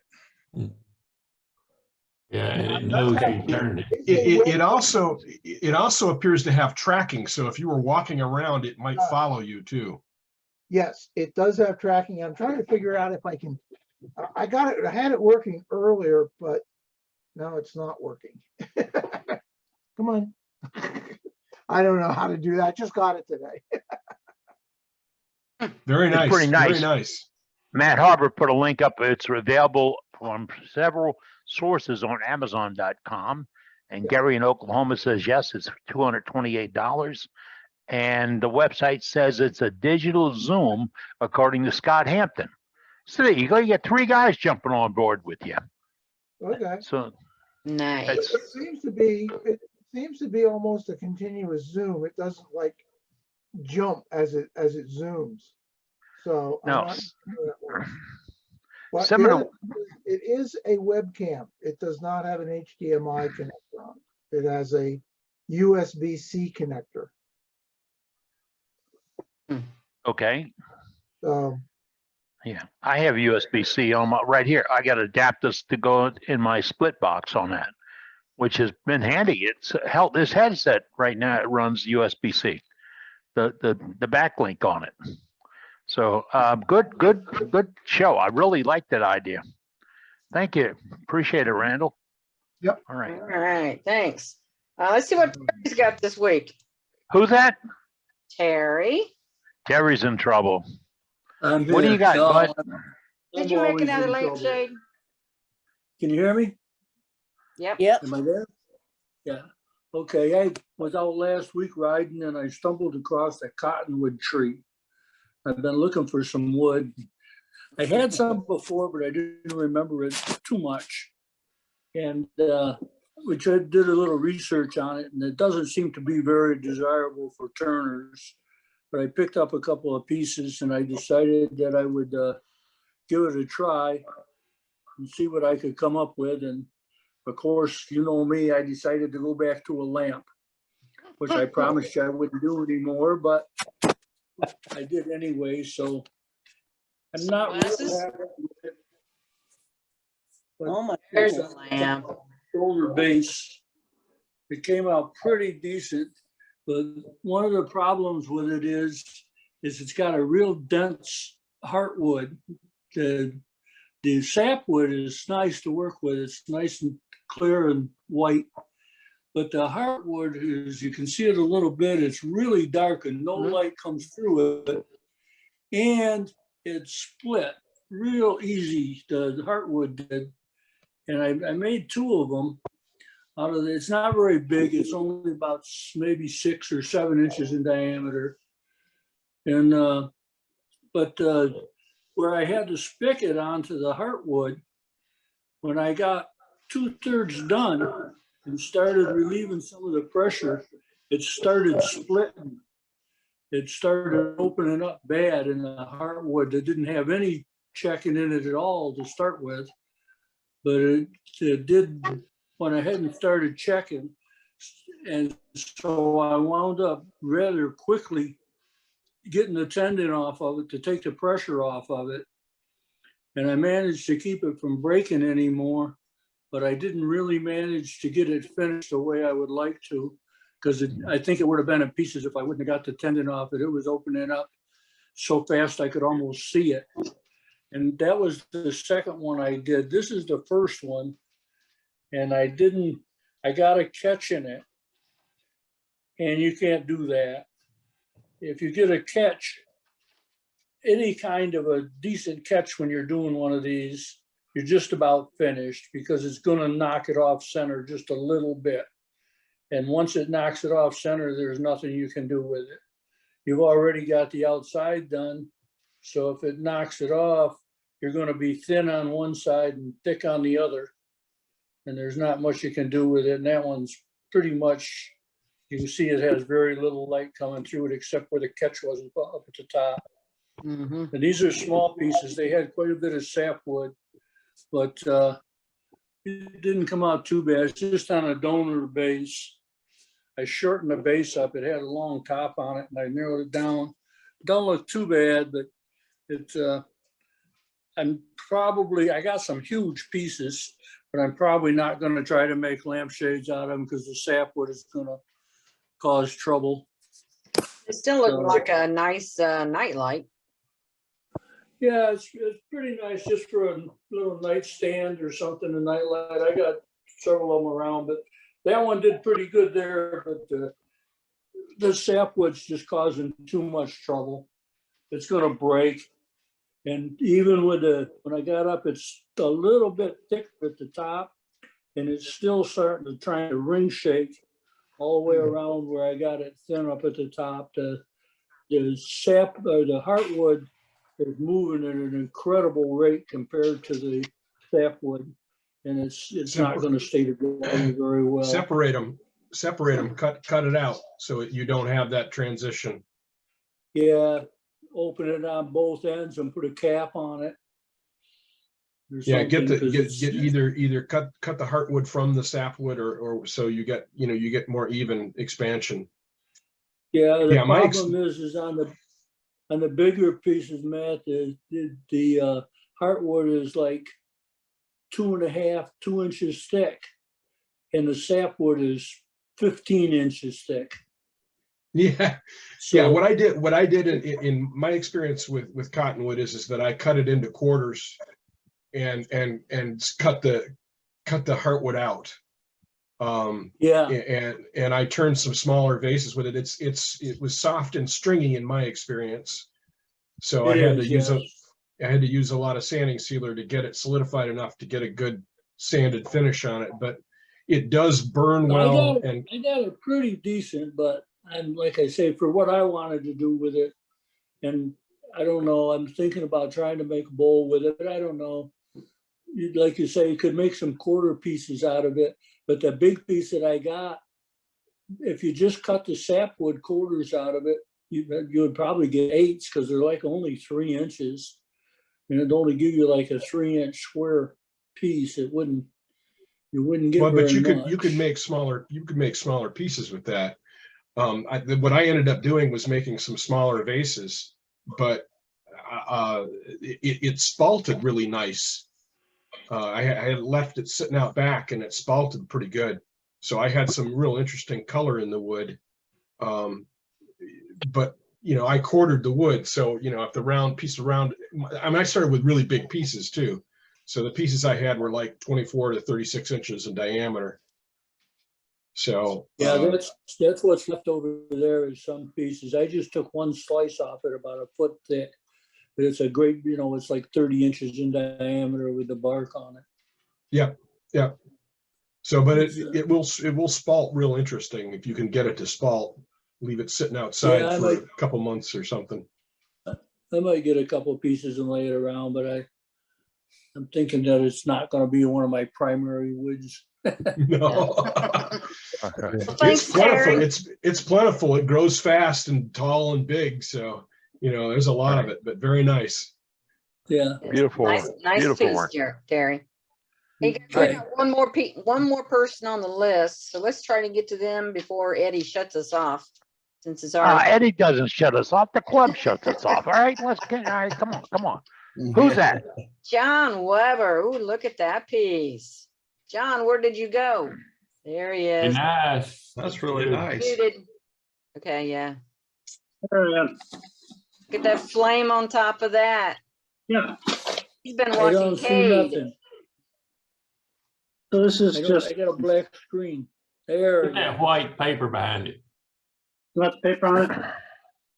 There, yeah. Look at that. All right, so this is just some spalted maple. It was really punky. I had to use wood hardener on it. And this little finial, I was playing around with the finial, what I wanted to do with it. And I decided kind of like a flame. So it came out pretty good. Yes. Nice. Is It that is pretty. followed? Beautiful. Yeah, that's nice. Very nice, like the flame. Yes. All right. Thank you, John. Appreciate it. Some Very gorgeous work. nice. Very nice. Some gorgeous work we're seeing tonight. Gorgeous work. A minute ago, we had someone show us a new, Randall showed us a camera, and we put those details in our chat tonight. It's an Osbot OBS BOT 1080p camera, and it's available on Amazon. But I didn't want to just get on that one. Also, Doug Rowe, Professor Doug, had asked about buying new tools and wanted some input from us, the wood turners, about these tools. Well, I want to say we'd like to do the same thing for the cameras. If before you buy into a camera that's $100, $200, $300, $400, $500, whatever, let's talk about it. Tell us what you're looking at. Tell us what your needs are, what you're thinking about.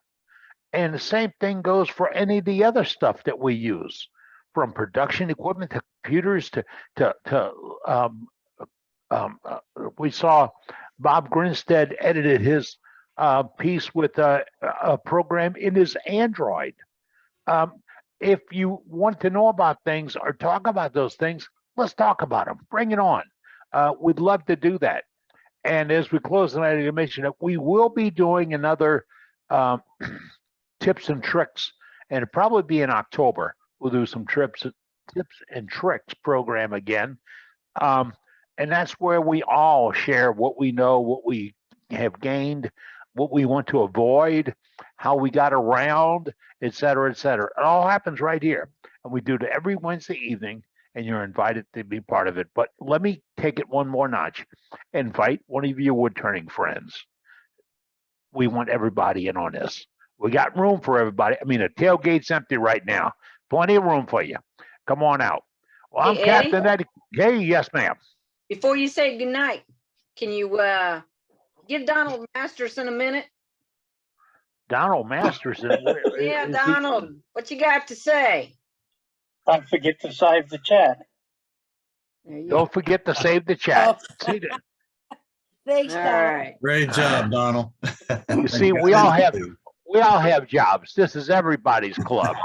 We all have Hey, jobs. there was a question that came up. Speaking of which, there was a question that came up much earlier in the evening here about where to find the chat logs on the website, and I couldn't find them. So I don't know if Dave is still around, but maybe somebody can clue us in on where Around, to and you should be able to find them in the right sidebar. There's a sidebar on the right side of the website. Actually, if you're looking at it using an iPhone or something, it's probably all the way at the bottom of the phone. You have to scroll way down to find it. And there's 3 little tabs, and one of them's going to say newsletter, one's going to say chat, one's going to say photo gallery. And if you click on the tab, it'll take you to one of those 3. There it is. There's the chat tab. Okay, thanks. I see it. All Very right. cool. There we go. You Thanks, asked for it, we Matt. got it. World's greatest website for wood turning and the world's greatest webmaster. Thank you, Dave. Always learning something. And I'm sorry Always. about not having my being muted earlier. Usually I stay muted, and this time I seem to have left it open right in the middle of the demo, and I feel really bad about it. That's okay. I caught you pretty quick on that. Bob's Muted you as feelings soon as were we hurt, figured out. but that's okay. That's Muted okay. you as soon as we figured out what was Hey, going Captain. on. Didn't bother me. If Yes, if Susan. when I do this co-host, say you want me to highlight somebody, how do you do that? Okay, you go to their image will come up on your screen, correct? do you see my image up on your screen right now? Oh, All right. yeah. Yeah. All right. Do you see Brenda's image up on the screen in a No. little square? No, but if I, Okay. no, but if I If- hear, One of the things you do, what you're looking to do, Sue, is you're looking to spotlight someone. Okay. right, That's yeah. the terminology. So what you do is if you open the participants list, I keep the participants and the chat Yeah. both open. You can scroll down in the participants list, list co-hosts first, then somebody who has their mic open, and then other people alphabetic. I've got her with Eddie now. Yeah, with Look at alphabetically. you. So you can Such scroll down. You're such a you can quick learner. You can scroll down the participants list and then click on them and spotlight them Yeah, too. she's got it, Matt. She's got Move, Brenda. Brenda, move. Come on, get out the way. it. No, you get out of the way. There, I'm on there. Oh, look at that. See now. Look at that. It's a three-way. She's And the taking fun- control. you can also add spotlights, which is what I just did. So Okay. Okay. We're full of info tonight. There you go. We always knew if we ran past 9 o'clock, this would happen. See what yeah, happened? you get punchy and silly. Yep. Yeah, silly. But, All right. but for me, All right, it's, what turn is? it's 10 o'clock, you guys. All right. Me too. What Sue. turn is? Get out there and start making some shavings. I'll see you back again next Wednesday night. Good evening, folks. Good Night, night. all. Everybody. Everybody Night, have a all. great week. Stay safe. You Ooh, too. look at the Beautiful, Matt. spots. Have a great week, Yeah, Kevin. really.